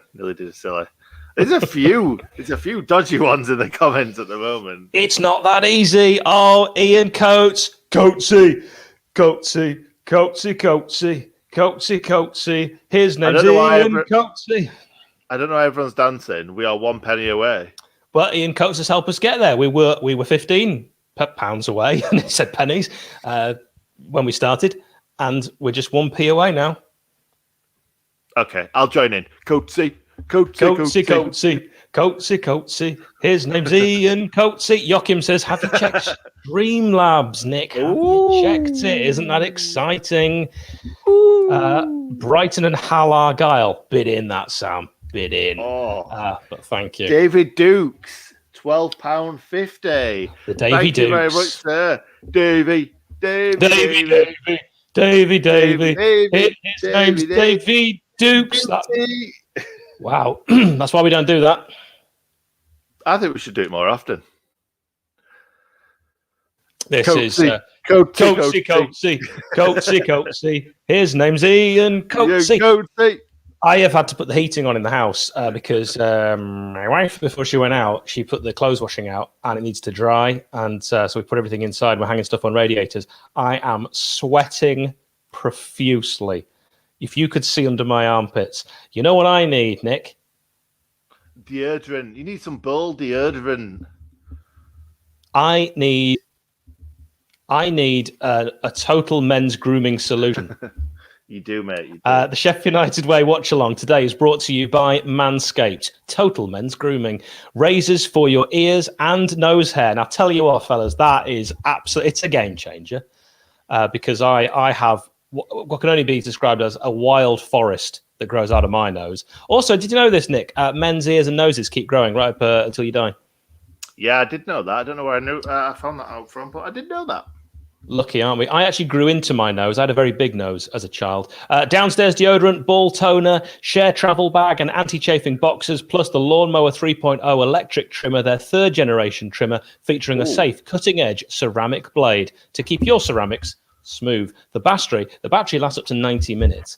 They can get 20% off and free shipping with the code TSUW. That's free shipping and 20% off. Just go to manscaped.com and use the code TSUW. Remember, you would be doing us a massive favor by supporting that, but also you get a gift for someone special. There is the box that you would get if you were to order one of their premium packages, which comes with absolutely loads in there. We've got T-shirts. We will be doing a demo for the Tottenham game. Don't worry, on Nick's arm. And it's a total solution for your bits. Look at that. Your bits. Your nads have never smelt better. Thank you. Turner.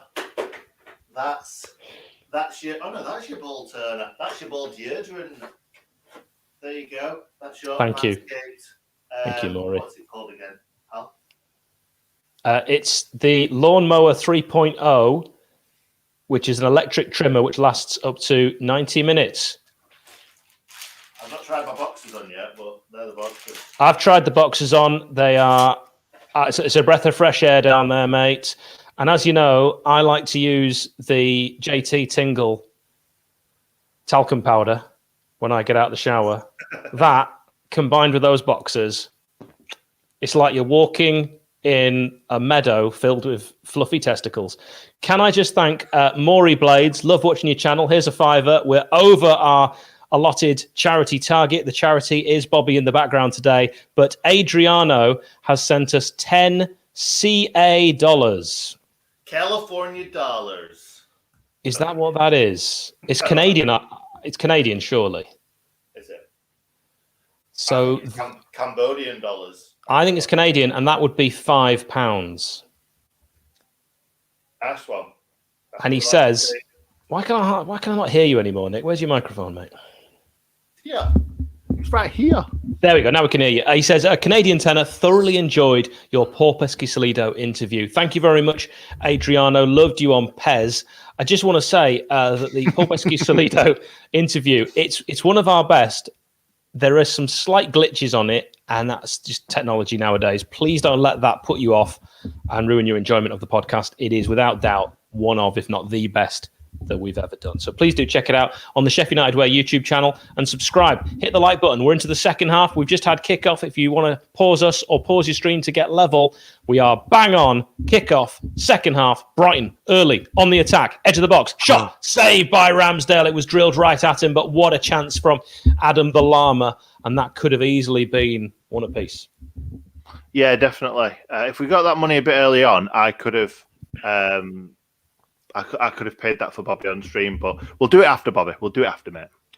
Brilliant. We've reached our target, and Bobby has not got to pay, in my opinion, a most outrageous fine. Brighton and half-arsed. Thank you, Ian. We loving all that. So Canadian, it's been confirmed, Canadian dollars. I was right. Nick, you were very much doing the In Good Nick QVC moment there with your display of the box. And when I say display of the box, I mean the box you got from Manscaped.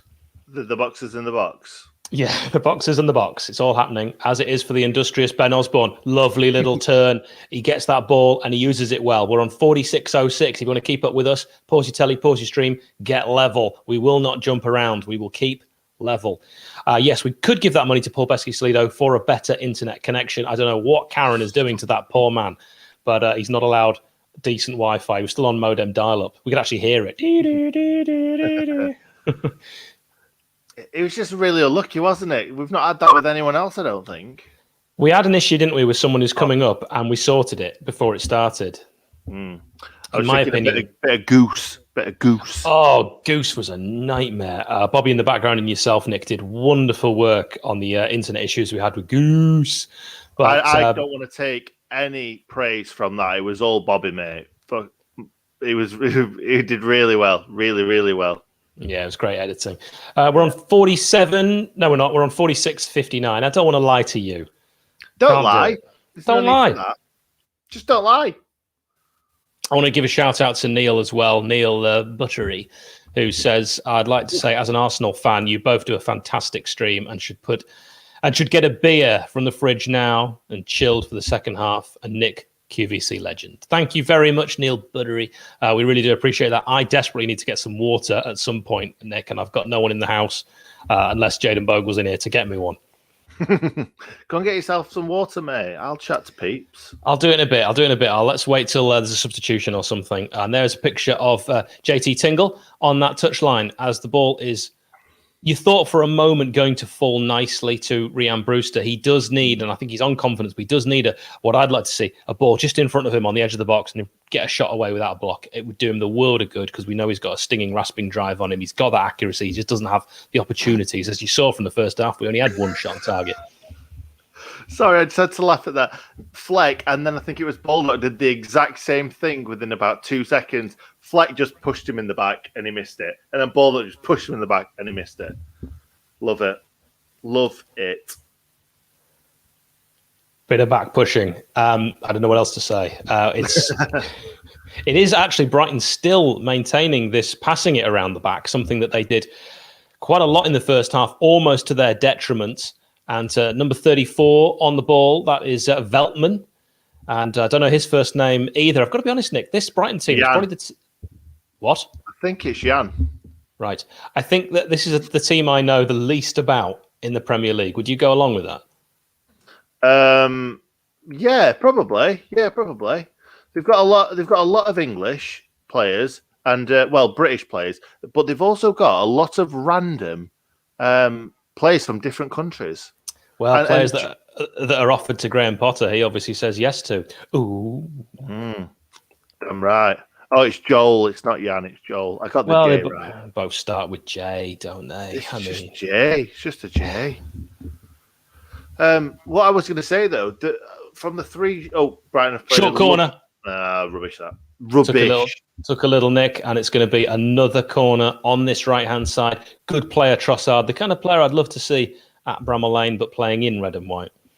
I was just going to say that the front three, 2 of them could have been in Sheffield United red and white shirts. We now know that. Yes. Oh, that's a good corner as well. Was that a foul by Ender Stevens? I'll tell you what, they might have a little look at that on. I think it was Moda, and I think that was something that will be worth review. If you just watch, I don't think that. Nah, he does get a little arm on him. He just watch number 15. That's who you're watching. Number 15. I think he's got his arm around him there. He does have his arms around him. It goes down a little easy, and I think that's why it looks. Yeah, they've waved it on. It does go down a little easy, but if that was me, I would be screaming for that as a penalty. So I understand if Brighton. Mate, if that was you, you'd have done your Achilles tendon and been out for 10 months. There's no need for that. It's too soon.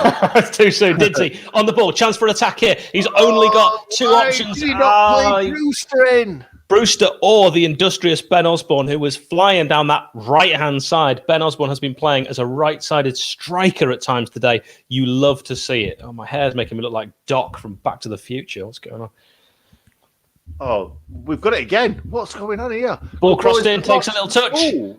Kept it out, I think, from going for a corner. That'll be a throw in. And it was actually good play there from the captain, Lewis Dunk.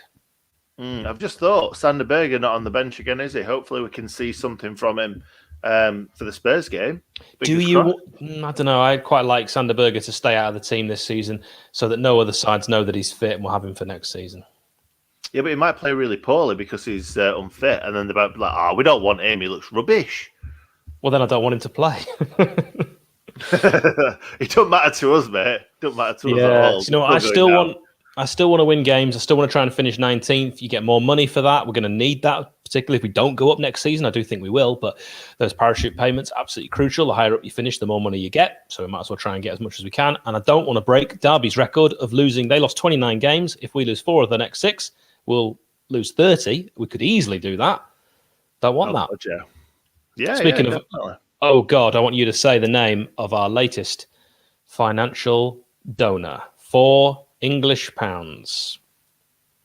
Oh, I really like the guy. He's an absolute legend. I like the guy as well. He is a legend. But every time his name comes up, Nick goes, oh, even if he's given us money.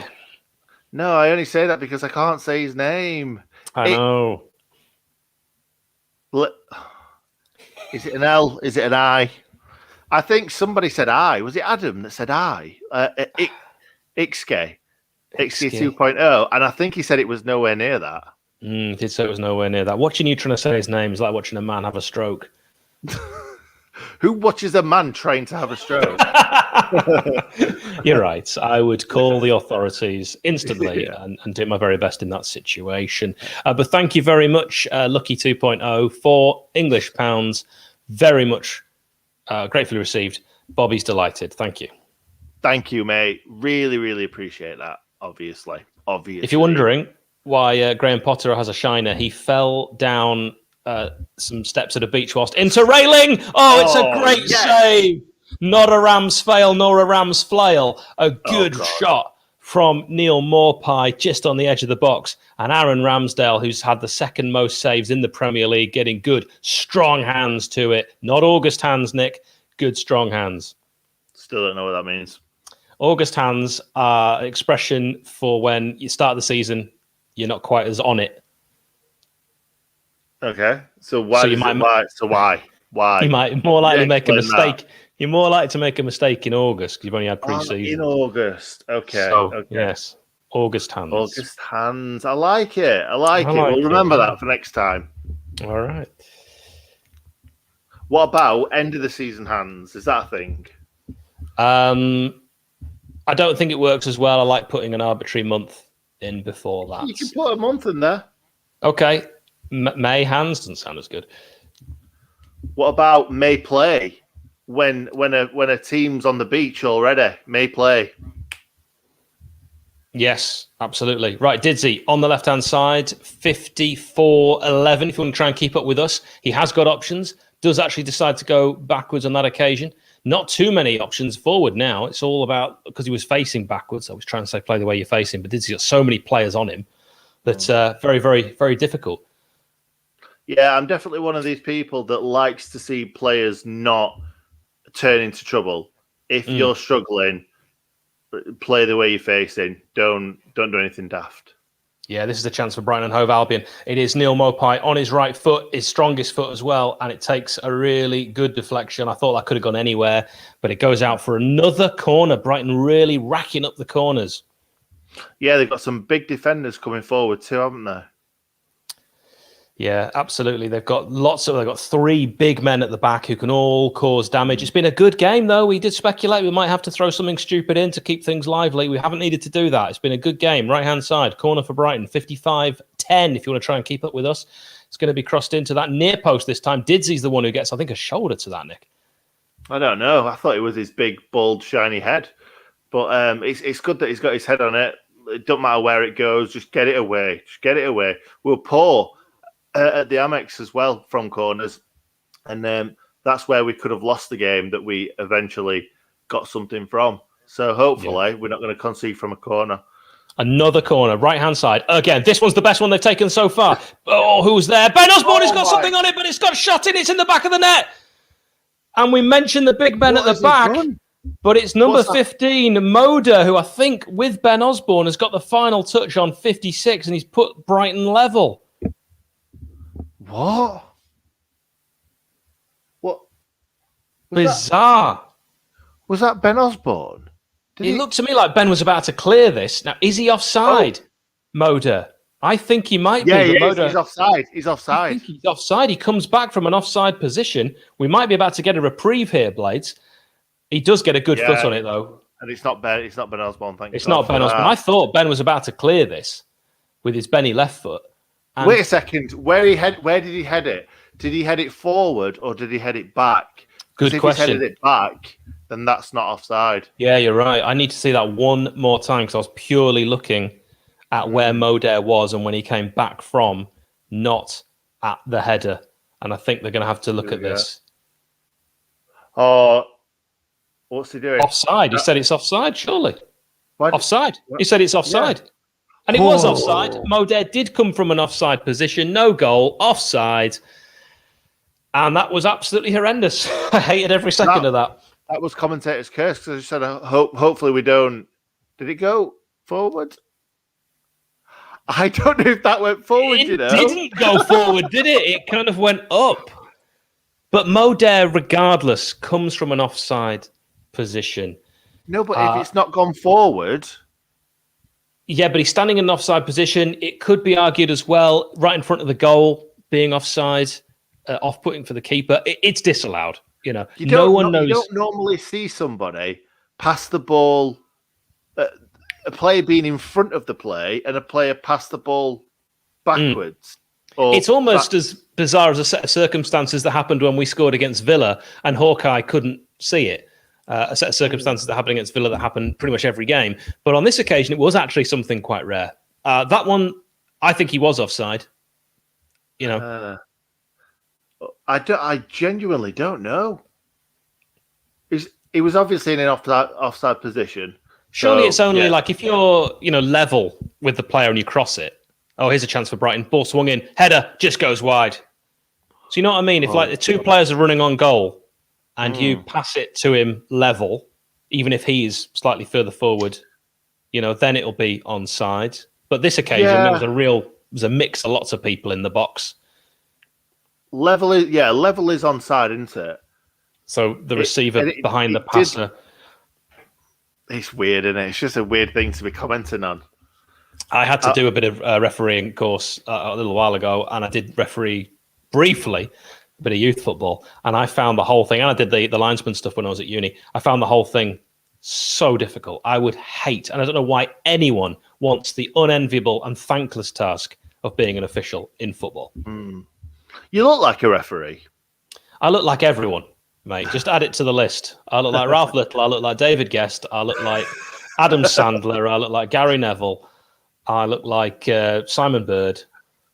I mean, you name it, I look like him. Basuma. I don't look like whatever his first name is, Basuma. Yves Saint Laurent Basuma. Yes. By the way, I want to give a massive shout out to all of you that are getting involved. One thing we haven't done today is ask whereabouts you are viewing from. We would love to know where you are in the world. Do pop it in the comments, and Bobby in the background, I'll bring it on screen. One thing I'm really interested in is who's the furthest viewer away from Sheffield.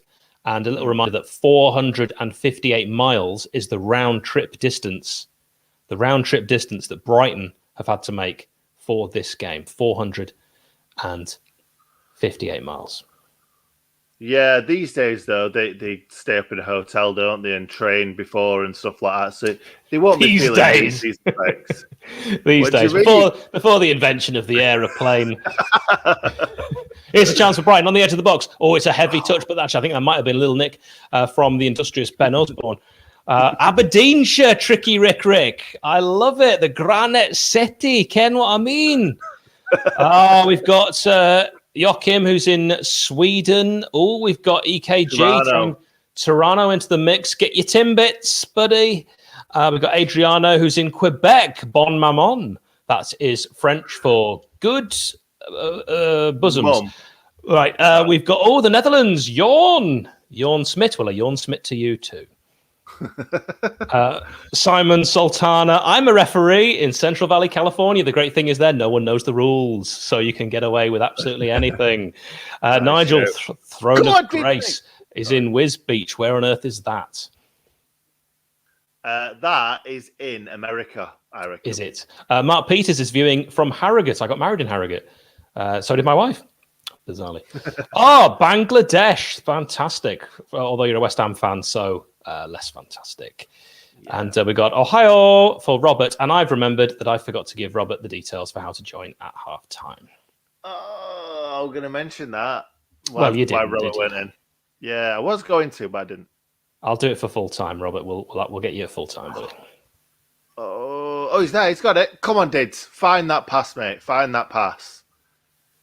Or shoot. He's gone for the shots, and Sanchez will take that quite comfortably. Yeah, I probably should have put that in the box, I reckon. That would have been very difficult to beat the goalkeeper from there. Absolutely. It was speculative to say the. I'm in your fridge. It's the Jayden Bogle. Terrifying. I actually did watch a really dreadful and quite scary program on Amazon Prime called Them, which I thought was absolutely awful. I watched all 10 episodes. We've got lots of people from America joining us. I absolutely love hearing this. Thanks to all of you for joining us overseas. We've got Leighton Buzzard, Bedfordshire, not far away from Barbie. And that's Michael Brown. Oh, Lord, Michael Brown. Stephen Thorpe is in Auckland, New Zealand. Of course, they are corona-free and have handled the whole pandemic absolutely superbly. Imagine, Nick, if we were on an island We could have done the same. Yeah, exactly. Ball on the right-hand side, and that's a really good tackle. Just gets all of the ball, no messing, all meat and potatoes. But I think he's actually hurt himself. Referee, can we take a moment here? And the camera's cut away, so I don't actually know if they've carried on playing. But it's Ollie Burke. Ollie Burke. Ole, ole, ole, ole. Ollie Burke. Sid Vicious is in Milton Keynes. Fantastic. Great to hear. That's a beautiful part of the world with the franchise. Darlington from Adam Davidson, home of the Quakers, and the Alfred McAlpine is the stadium formerly of Huddersfield. Don't know why I brought that up. Dominic Martin is in Acton, West London. I'm glad you added that because we would not have had a clue. I know nothing about London. So, Nigel, how many places are you from? Matt Hardy's in Bakewell, you tart. Where else? Who else have we got? We've got Waverley. Great, James. Good to hear from you, buddy. Just a quick reminder, while we've got so many of you commenting, our next our next fans forum is on Wednesday at 7 p.m. At the moment, we know what we're talking about, but it might change. Woodhouse, yes, Taylor. It could change. There's a big announcement that will possibly happen for the club this week. We'll wait and see. It is 1-0 to Sheffield United against Brighton. We are on 63.55. Paul Wallace, I'm from Liverpool. Well, fantastic. That's wonderful. Nick does a wonderful Liverpudlian accent, don't you, Nick? I'm just going to do and he keeps saying to me, I'll tee me up for the Liverpudlian accent. Biggleswade. I've got some good friends who live in Biggleswade. I've been there many times. I actually can do a better Biggleswade accent. You've no idea where Biggleswade is, what you're talking about. I don't Dan know. Mapp. Dan Mapp's on holiday in the Lake District and watching us. I've got nothing but respect for that. My wife would never let me watch a watch-along if we were on holiday together. MH. Don't say that. He'll stop watching. We've got his viewing figures now. Hence, actually, Nick, you do that name. I'm just going to lean back, Fat Joe style.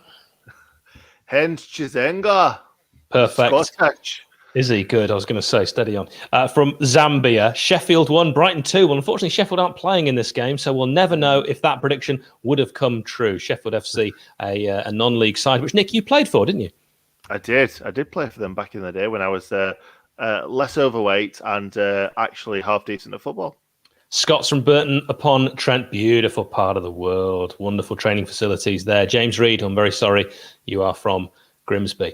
Let's get back to the game. 65-14 again. Brighton love playing the ball around at the back. We said this game would not finish 1-0. I might be about to revise that prediction as Brighton on the left-hand side try and come forward with Joel Veltman. Was he fouled there? No, says the referee. Ball played in the middle, trying to just shield his man off the ball there, Fleck, but it didn't work, and Brighton still have possession. And Didsey says, you know what? I'll do it myself. Takes a heavy touch, though.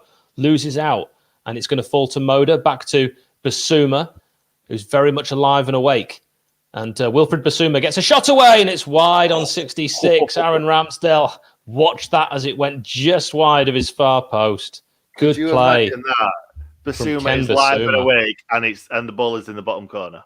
Yeah, I'd have said he's alive and awake, and I called him his wrong name. If that had made it onto the highlights, I'd look an absolute idiot. Because we don't do them anymore, then, isn't it? Well, the clip when we do the timestamp.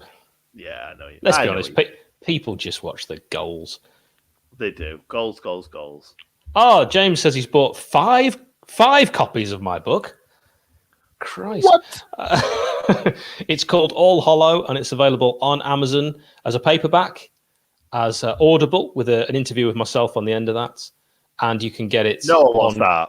And Kindle. It's quite funny. It's half an hour extra at the end.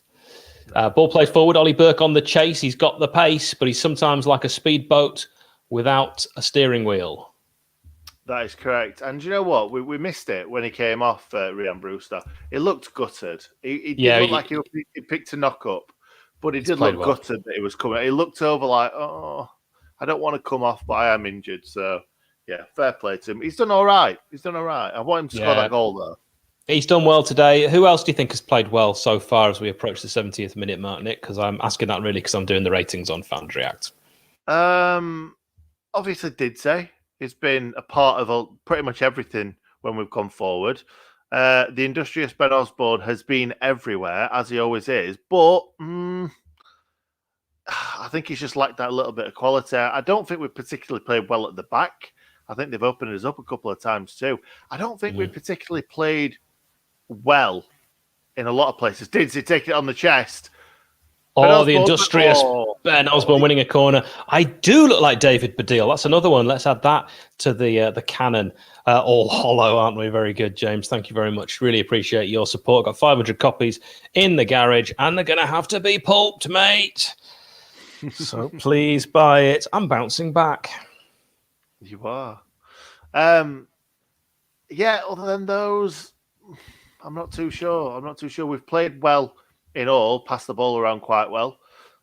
Fleck's going to put a ball into the box now from a corner. Fingers crossed we can score our second goal from a corner in of the season. Far post, not a bad one again. Oh, it's really well defended, actually. Just very, very calm play from Brighton there. But if you have just joined us, George, Rhian Brewster has gone off. Ollie Burke is on. We're on 68-30. Nice touchdown from Adam the Llama. Plays it out onto the right-hand side. Brighton now starting to get a bit of energy and a bit of pace going forward. This is a chance for Danny Welbeck. Deary me. We were linked with Danny Welbeck at one point. That's a miss. It is a miss, but I think it was just going away from him, was it? He just wasn't quick enough to the ball. He does get off his man. He gets off his man, Baldock, very well. It does, but that would have been a very difficult... It was a difficult chance, that. Oh, it was. Baldock's furious for some reason. Is he furious with himself? Because afterwards he has a right go. I don't know who. He was pointing at Bogle, but Bogle's marking someone already. Yeah, and Bogle's playing right wing back, so he's not going to be marking a striker. No, you wouldn't think so. It's been all Brighton, hasn't it, shots-wise? All Brighton. Yeah. And all possession. Look at that, 70-30 now. Oh, that's the second half, but 70-30 is madness. Just to let you know, home as well. Brighton fans, Gross has gone off, replaced by Johan Bash, and Moder, who did score, but it was disallowed, replaced by Aaron Conley. Both those on 67 minutes. They've also got other options on the bench, such as McAllister, who's a very, very good player, Izquierdo, Proper, and Dan Burn, who we've been linked with for 1,000 years. Yeah, is there any players on our bench that you'd like to see come on, Hal? Yes, there are. Zach Brunt. I would love to see Zach Brunt. Gordon, possibly maybe bring him on and play him centre-back and move Bogle onto that right side of central midfield position, take Stevens off, put Osborne at left wing-back. Baldock That was a lot of position changes then. I weren't ready for that. Move him over here and then him over there, and then he'll do a job over there. Nicholas is right. Buy my book now, or Brighton will score. It's called All Hollow, not All Hallow. It's available on Amazon. It says there's only one new, but there's loads new. I don't know why it says that, but it says there's only one new. There's 500. It's because they're all in your garage, mate. Your garage. Click paperback, buy new. Thank you very much. Ball played to Didsey. Can't get onto that. It's just slightly overcooked. We're on 70-49. If you want to keep with us, we're enjoying the watch along. Thank you to all of you that have been involved today and your comments. We really appreciated that. We haven't got around to any nonsense today, Nick, and I don't know if that's been a shame or it's been better for it because it shows it's a sign of a good game. Yeah, a bit of both, isn't it? We do like the nonsense. We like having a bit of banter, but it's also nice to see the Blades winning, and we've been winning for a long time. Yeah, absolutely. We really have. Ball in the middle. It's getting congested in there, and that's why that pass was maybe slightly difficult for Ollie Norwood, who just manages to get it back to his defence. And Aaron Ramsdale, will he take a touch? Yes, he will. He doesn't like kicking it long. If he can play it short, he will. And here's George Baldock. Just finds the man inside. Again, though, Ollie Norwood having to turn backwards. Knows he's got a man on him. I don't like passes like that. I don't like us passing from the back at all. It's messy. No, it's messy. Some of this is a little bit messy. No, Brighton. I don't like it. Too much possession. I feel like if Brighton score, they win because they've got all the ball and they're creating more chances. Oh, this is hugely dangerous. That's a miss and a half from Neil Morpie. My God. Whoa. Jesus, tap dancing Christ, he should have scored. 72 minutes and 6 and change. If you just watch this, the ball crossed in as an absolute peach. It's on his feet and he'll be on his knees knowing he's missed this. Oh, it's worse second time round. What the hell was he thinking? That is awful. You want shooting, young man. Oh, I don't know. It's a difficult chance. It's behind him. He's two cocking yards out. He can't miss from there. He's behind him. I'm glad we didn't sign him. He's having to clip it in front. Bobby will know. It's not a panto, mate. You can't just keep shouting it's behind you. He should have done better. He should have done better. I don't think it was an easy chance. Hit it down. That's all he needed to do. He was leaning back. Yeah, is it Yam Bash? Or whatever. Jahan Bash, yes. Jahan Bash. He's a good player. It was a brilliant turn getting past Ender Stevens. I know this season it's not that difficult, but it was excellent. Yeah, but Brighton fans are wanting him to start more regularly. Jahan Bash, excellent player, lots of tricks, lots of skill. It's the same with McAllister. I'm rather glad that he's not actually on the field of play. Here they are again, Brighton. It's Trojan-like defending from the Blades, and again a corner comes, and it's again on that right-hand side. This is proper backs to the wall stuff. If the Blades can hold out and win this, I know we're already relegated. It'll be one of the wins of the season. Bit of leg from Nick. Yeah. Do you know what? I feel like it's like the Aston Villa game, backs to the wall for most of the game, but actually, I didn't feel like we were in trouble against Aston Villa. I do feel like we're in trouble against Brighton. I feel like they've played a lot better and created a lot more chances. Yeah, Brighton have looked far more dangerous than the Villa, who you're right, I never felt like we were going to concede against them, even right at the end when they were throwing the kitchen sink at us. And yeah, they were just clipping balls into the box, but it wasn't anything with any substance. Clipping balls. Yep. We were just getting little nicks here and there, weren't we? And you won't get a little nick on your balls if you use manscaped.com. Use the code TSUW and you get 20% off and free shipping at manscaped.com. There. Take the score off, and then you see that. Never mind. It's all happening. Bobby, are you asleep? It's all right, Bobby. Sorry, it's past his bedtime. He's only 9 years old. He's 9 years young. There we go. He's on it. He's on it like I'm not going to say that again. I'm self-editing. The things I think of, and then I get so much better. We are defending like Spartans, like Trojans, like in the film 300. It looks like Graham Potter's got that kind of NFL lines under his eyes. I know what you mean, even though I hate NFL. Yeah, you never watched it. You don't know what you're talking about. Right, ball on the right-hand side. Jaden Bogle using his tricks and skill. Going to lay it back to Ollie Norwood, who finds gorgeous George Baldock, the Greek defender. Ollie Burke, nice little touch. Pull back shot, surely. Oh, he didn't get enough on it. He toe poked it, didn't he? Straight at Sanchez. He was stretching for it, weren't he? So he couldn't get enough purchase on it. I like what you said when we were playing Fulham. You'd rather have seen, it made me laugh, Billy Sharp out of position and on the stretch rather than Ollie McBurney completely free. I stand by it. Yeah, Ollie McBurney there, Ollie McChicken as we dubbed him on this channel. We didn't. Don't say that we're we didn't dub him Ollie McChicken. We were doing Blades related chicken footballers. It was a thing. Jesus, we don't. I tell you what, this is brave because if we don't win this game now, no matter what Lundstrom does, he might never touch the ball. Fans will blame him, and there's no need to put him in that situation. No, I completely agree. Do you think that he trains really well in the week, and that's why he keeps getting in minutes? Well, it's got to be. There's no other way of saying it, really, because there's no way you would pick him after, especially the Leeds and the Arsenal game, where he was visibly not giving a CRAP. It's the Lundstrom conundrum. Would you rather watch Lundstrom play the final 15 minutes or your own mother tumble down concrete stairs? Big question, and it needs answers. I don't think it needs answering that. It needs answers. I'd rather see Zach Brunt in there. Yes, I think we all would. George Baldock picks up his 5th booking of the season. What was that? Nick, I was talking to you about Lundstrom. What was that for, that booking? What was that for, that booking for George Baldock? I don't even know. I was talking to you. Was it delayed throw-in? Was that what was going on? We'll say yes. Right, we should have thrown Brunt on. Absolutely right, Scott. Rather have Zach Brunt, even if he came on and scored 4 own goals, than John Lundstrom. It's just not necessary.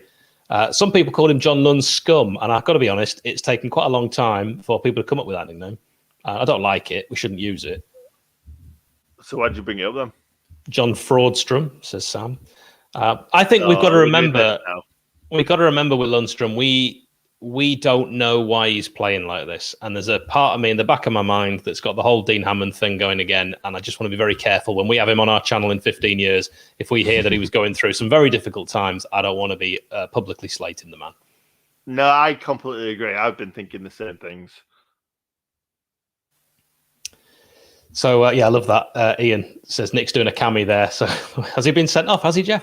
Not a foul. It's shoulder to shoulder. Absolutely nothing in that. Referee is not interested. John Fleck, on his 201st appearance for the Blades, scored 13 goals for United. When's that 14th going to come? He hasn't scored all season, mate. It's not going to happen. Am I staying up late to watch the NFL draft? No, I am not. Oh, good. I will record it. That. I will record it in the hope that the Packers draft some defensive help this time. It was great getting Love last time. I like him. He's going to be a great QB, but we need some defense. Yeah, 100%. I completely agree with what you're saying there, Hal. I thought you would. Yeah. David Jones. I'd draft him in any day of the week. Well, Daniel Jones was drafted, wasn't he, for the Giants? That's what I meant. That's what I meant. Yeah. 78-42. Nick showing off his NFL credentials. Nick, of course, doing the draft live on the New York Giants way later tonight. I'd love to watch you talk about a sport you didn't know. Oh, I wouldn't. I'm struggling talking about a sport I do know. We're on 79.04. Again, good challenge back there. We're having to do a lot of defending, and we're seeing players who normally like to get forward having to drop back. Fleck has been constantly there, and everywhere you look, there's Ben Osborne. That ball's going to beat Fleck, though, and get crossed in. Any touch on that could have taken it past Aaron Ramsdale, but it goes into the grateful gloves, and it's still 1-0. It's that boy, Trossard, again, a player we know was offered to Chris Wilder. We know that for a fact. We do. Do you know what this game reminds me of? The Amex. The credit card company. It does in many ways. No, we were sitting on a 1-0 lead for the majority of the game. Well, no, sorry, it was the second half, wasn't it? We were sat on a lead for the majority of the second half, and we were just sat back hoping that they didn't score, and it feels exactly the same. So let's hope it's not the same result. Free kick taken very quickly. We're approaching the 80th minute. This is all Brighton. It is wall-to-wall Brighton. Shot comes in, takes a deflection, gets a bit of a lucky break after Welbeck. Doesn't take a strong first touch. But that boy Trossard is seeing so much of the ball, but this time you shall not pass. Well done, Ender. Who's done really well then. And do you know what? Fleck is doing really well defensively as well. It's a bit weird how they're playing because Osborne is playing a lot further forward than Fleck, but not for long. He's taking Osborne off. Boo! Yeah. Boo! Heckingbottom, boo! You don't know what you're doing, man! You'd never say the industrious John Lundstrom, would you? You would never say that. This is the wrong decision, Gromit. Oh, referee's even walking him off. There's no need. You know what he's saying? Referee. No, he's saying you've played really well. You've been industrious from start to finish. And it's wrong that you're being replaced by John Lundstrom. Have a lovely evening. Wear sun cream tomorrow. Going to be a hot one. I'm pretty much sure that's what you said. Yeah, I agree. Do you know what I was going to say quickly? If you didn't watch the Derby game, do you know who was the referee in the Derby game? Tell me the answer. Robert Jones. Robert Jones, was it, boy? Or was he having another shocker, or was he good? Derby were just shocking, to be honest. He didn't have a lot of big decisions to make, but if he did, he'd have made them badly. He would have done. Robert Jones not representing his country particularly well. I've been watching too much IPL. That very quickly descended from Welsh. So, what do we reckon? Is it Izquierdo who's just been brought on for Brighton? I don't know their plays, mate. I think it is Izquierdo, number 19, who we've now seen introduced into the action, and a lot of action we are seeing in our own box on 82 minutes, and I do not like that. Morpie dropping deeper and deeper, Webster coming further forward. They're only leaving Dunk back, and they can afford to do that. Bissouma has seen so much of the ball, as has Joel Veltman. He'll see it again on halfway. On this left-hand side now, they keep switching the play. Izquierdo, who's now going to play on this left wing. He's got a lot of pace. Will he get a chance, though, to actually show us that he's got wheels for feet? Because it's quite tight in the middle. Yeah, it is. And Brighton are away. Good tackling there by Keen Brian. You're right, though. Very reminiscent of the game at the Amex. Shot from the edge of the area, goes over. Will Brighton get a late? Will they get a late goal? I mean, will they deny us like they did in that away game? I'll tell you what, mate. Do you know what it'd be nice to do? Play a team twice and not lose. Oh, do you know what would be nice? That. I do like that. I do like that. Yeah, Morpie's hairline. God, I would give anything for that hairline. Yeah, definitely. And do you know what? What I've noticed in this game is that Morpie is just such a child, such a petulant little child. And I know I should have seen that all this season and last season, but I actually like him. It's only when he's played against us that I'm like, oh, I don't like you. But you wouldn't want that for us. He's one of them Jamie Vardy sort of players that's just like, if he's yours, you love him. But if he's not, you don't. I don't like petulance in any player, whether he plays for us or not. I'll tell you what I like less, though. Someone who doesn't give 100% when they're on the field. In an unrelated matter, Osborne off, Lundstrom on. I knew you were going to say that. Very, very unrelated. I completely agree. Unrelated. He might be on the channel one day. Here's Morpie. Oh, it's a good challenge. Really good challenge. And then a foul. Referee's going to say play on because the Blades, for the first time in the game, have the ball. Come on. Good play. There we go. Ollie Burke. Link up. Oh, it might be asking a lot. He's got the afterburners on, though, hasn't he, Berkey boy? Oh, now, pick out your man. Pick out your man. Lundstrom's an option. No. I think here it is. Lundstrom. Can he get a chance to get a shot away? Ooh, very slow, lazy pass from Burke. Wrong pass. And then Lundstrom looks like he's going to foul his man, but referee says, on you go, boys. Boys! And play on. We're on 84-23. Izquierdo will come inside. Oh, it's a rasper! And it forces a full stretch save from Aaron Ramsdale, who for some reason, as all goalkeepers are when they have to do their job, unhappy with his defence. Oh, God, yeah. I don't know whether this were actually going in. No, that would go in miles wide, that. It were bending away rather than in. You know what, Steve's saying, get Lully on for an interview. We do have another very controversial former Blade coming up soon. I won't say who it is, but if you thought Dean Hammond was controversial, it's in a similar vein. Ball again crossed in on the right-hand side. I've lost count of the amount of corners that Brighton have had. So I'm going to guess 72. 73, I was going to say. So we're right. Not far away. Yeah. Not far away at all.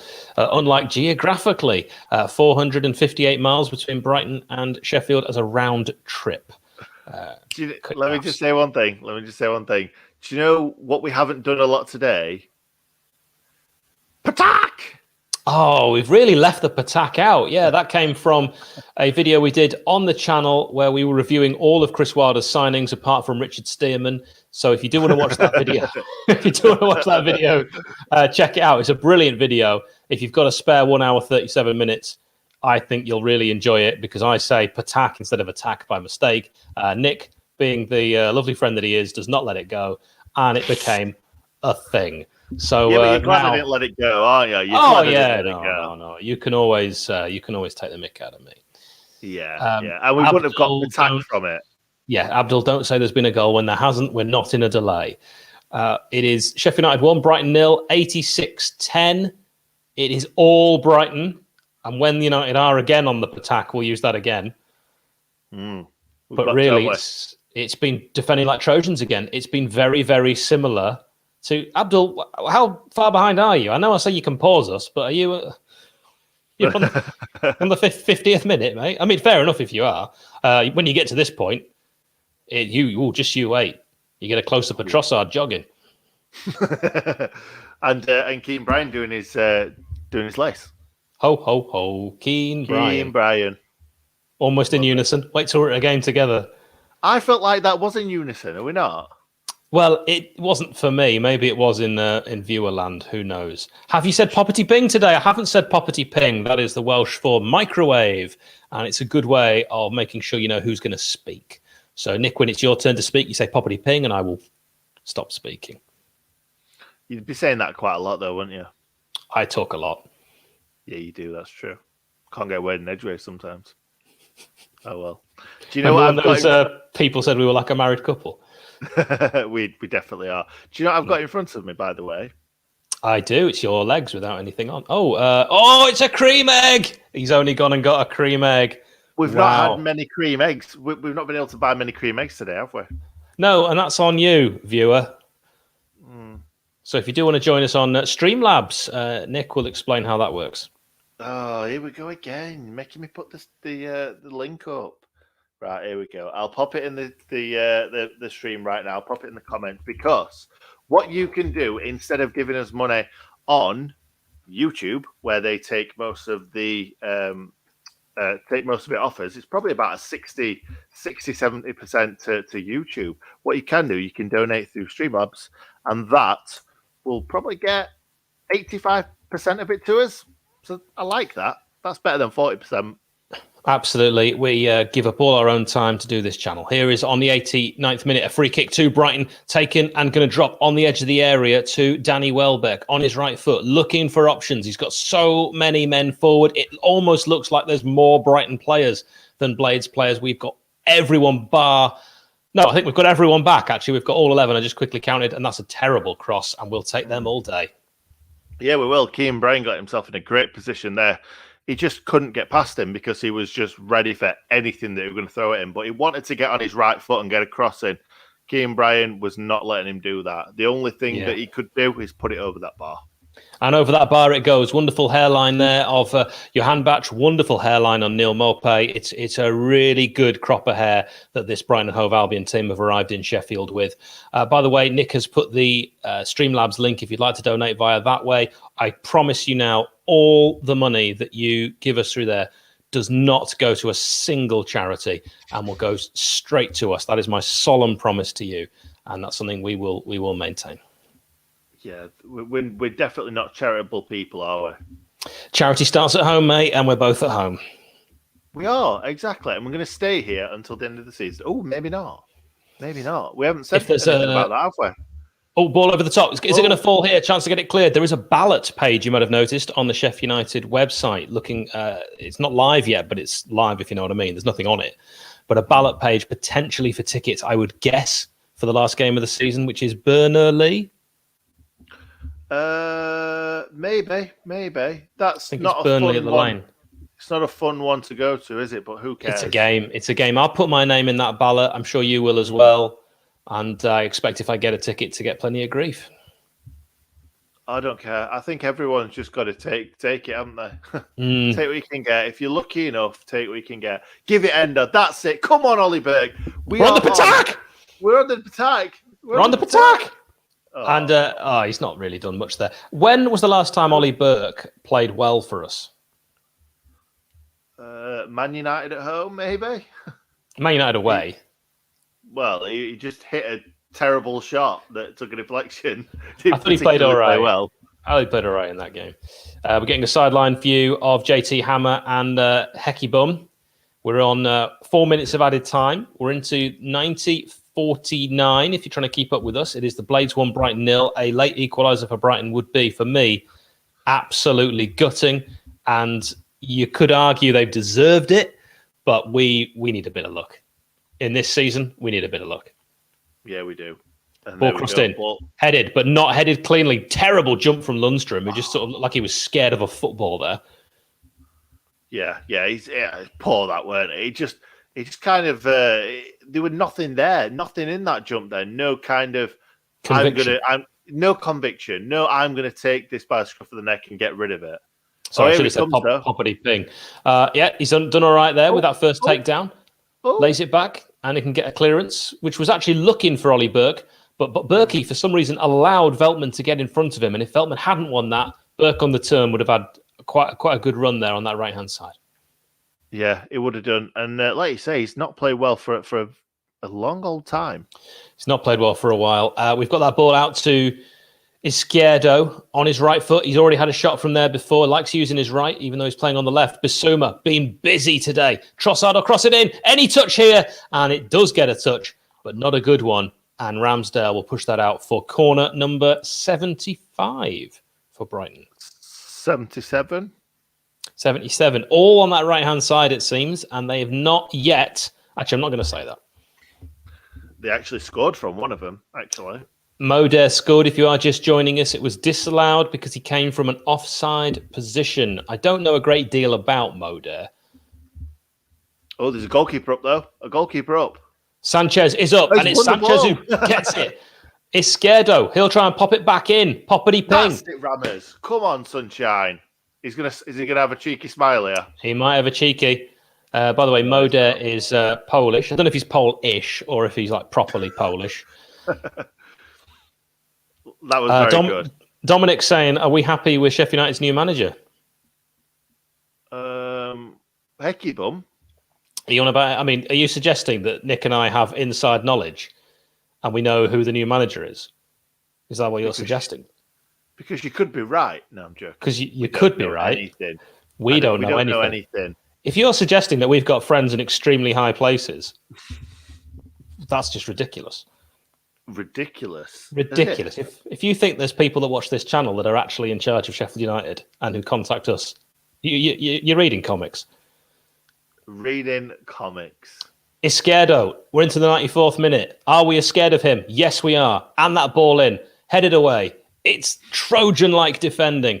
Ben Osborne's not on the pitch, but the ghost of Ben Osborne is on the pitch because everyone is playing their part to get this ball. 15 seconds left. 15 seconds. 15 seconds. Not ready to save the season, but it all counts. If we can finish 19th, we get more money. Wow. Ball into the edge of the box. Get a foot in. There we go. Get it clear, boys. Ollie. Well done. Ollie Norwood. Burke. Ollie Burke, you've been on for 5 seconds. Get chasing after that. Put him under. Blow that whistle, ref. Let's get a win. It's a win. It's a win. Yes. Hecky Bum's got his first win. Go on, Hecky Bum. Oh, Hecky Bum gets a win. Full time. The Blades have taken 4 points from Brighton and Hove Albion. You love to see it. Yes, we're going down. Yes, it's been the worst season in living memory. Yes, we can't be there, but we've beaten a team in the Premier League. The smile on Hecky Bum's face says it all. I feel great for the man. I feel great for the team. I think he picked the right team today. Well done, Blades. Another clean sheet for Aaron Ramsdale. Yeah, love that. And we're now into, 20 points. 20 points. Big stuff. That's 4 points away from West Brom. And do you know what? Kind of 3-4 games ago, I was thinking, we're going to get nowhere near anyone. So it'd be nice to at least try and catch 19th place. But before we move on to anything else, what I'd like to do is play this again because we have not played it much this season.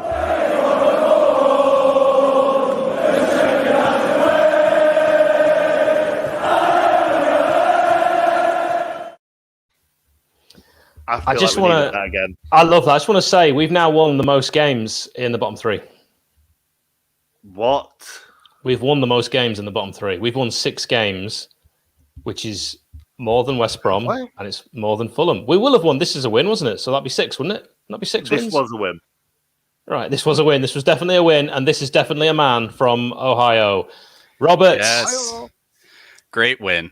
I mean, it's a win, so it's a great win. But that first half, great. Second half, backs to the wall defending. It definitely wasn't our best defensive game, but I loved it because we won, and that's what we needed. How many wins have we had this season? Am I wrong? Is it 5 wins or 6? I can't do math. No, 6. It is 6. It is 6 because it has 17 points at the moment on Flash Score, and we've won 5 games. So that's one more win, 3 more points. No, it'd be 5. No, it's 5 wins. No. This before I came here. No, don't say that. 5 wins, 2 draws. I think that's right, isn't it? So we're actually on 17. No, we're on 20 points, aren't we? Well, we were on 17. We were 14 before, so we're on 17. I thought we were on 17 before. Oh.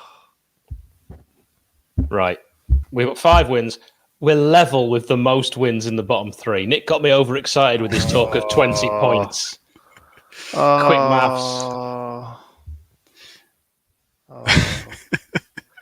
So, Robert, we obviously don't know what we're talking about when it comes to football. So, what did you make of that Milwaukee Brewers Cubs game? It really got out of hand, didn't it? Yeah, I don't know which one you're talking shut about up. either. I'm gonna help you, Nick. I didn't watch that game. I've got my own team to watch. So All right. Exactly So how in all Sado. seriousness, getting back to Sado, you like other sports. In all seriousness, Robert, if you had to pick a man of the match from that game for the Blades, who would you go with? honestly, I think it's got to be Didsey. Not only did he score the goal, but that moment in the first half where he took on like Brighton, the whole team. It was Brighton have a go, but you're not going to have a chance when it came to Didsey. And for me, he played well. He pressured the defense in the second half as well as he needed to. I think Osborne lacked a little bit defensively. Otherwise, I thought he was a great shout for player of the match in the first half with that pass leading into that chance for Didsey. That was good. I think Ramsdale has to be up there as well. A lot of good saves at the beginning of the game. Second half, a lot of good saves and a lot of necessary saves because, again, leaky defense, and when your back's to the wall, that just happens. So, yep, no one wants to be leaky in the back. I've got to say, Osborne, again, for me, he's got to start. I think he is just going to be so well suited to the Championship. The thing I love about Osborne, Robert, is wherever he plays, he puts in a shift. And I think he was, again, I picked him as man of the match for Wolves, and I'm picking him for man of the match for this one. Please pop in the comments who you think was man of the match. But yeah, special mention for Ozzy. Robert, you're a big fan, I know. Yeah. And I think it's hard to tell what like exact system they're using, especially when you had both Baldock and Bogle on the field today. But it really does seem like Osborne, with both Fleck and Norwood playing, he's playing further forward, and it's working. I think the first we got glimpses of it a few games ago, and I was a little hesitant. Like, I think he has the pace and the athleticism to play there, but maybe not the skill.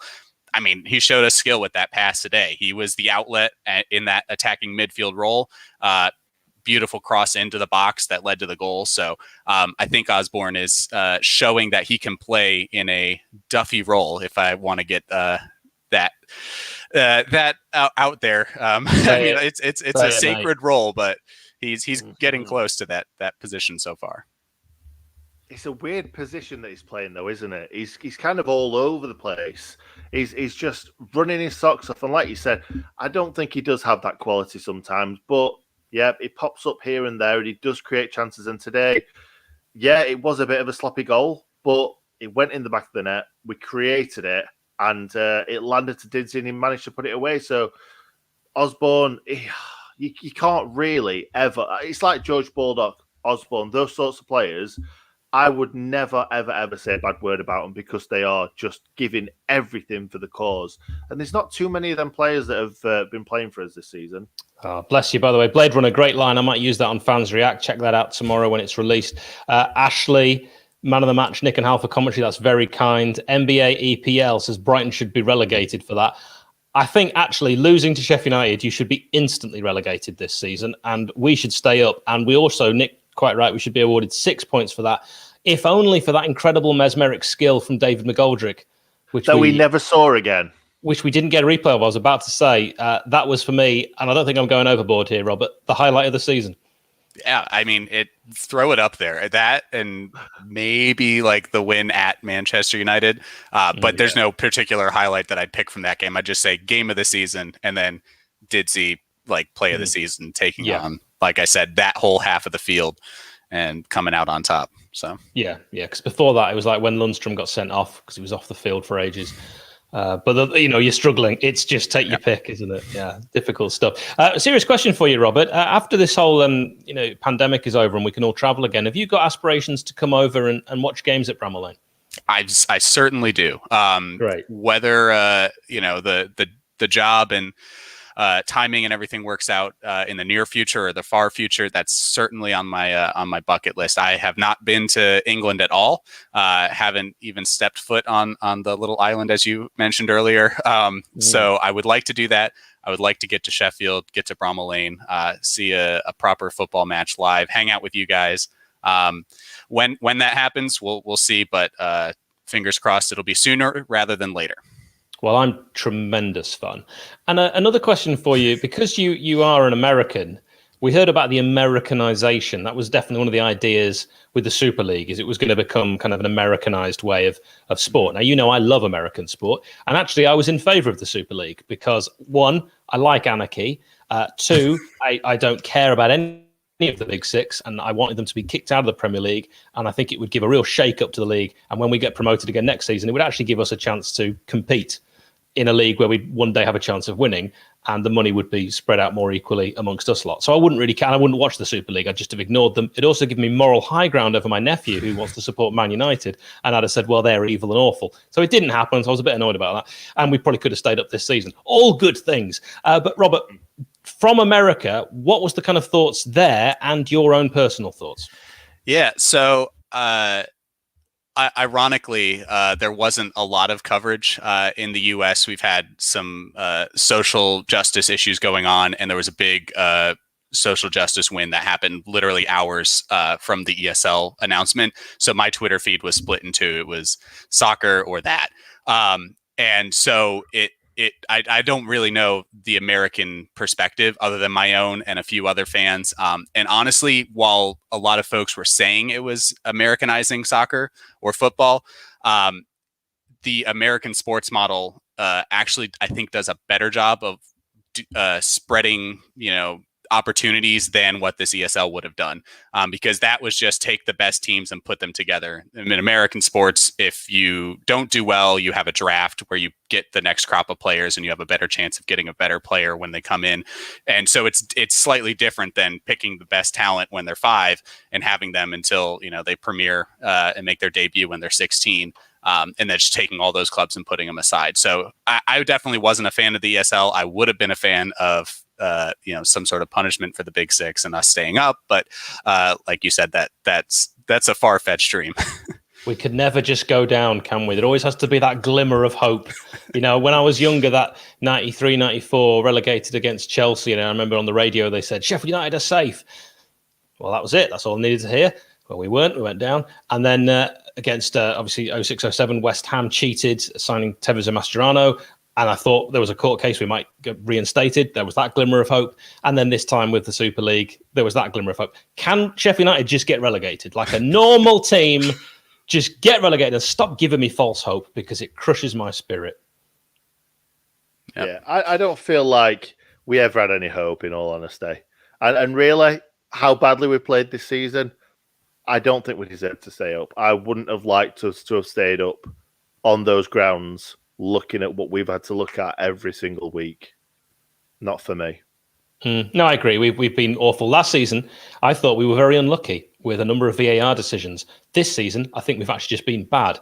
I still believe we should have actually finished higher last season than we did. Crazy to say it when we did so well. And we would have finished higher last season if it wasn't for the pandemic too. I agree with that. Yes. Yes, absolutely.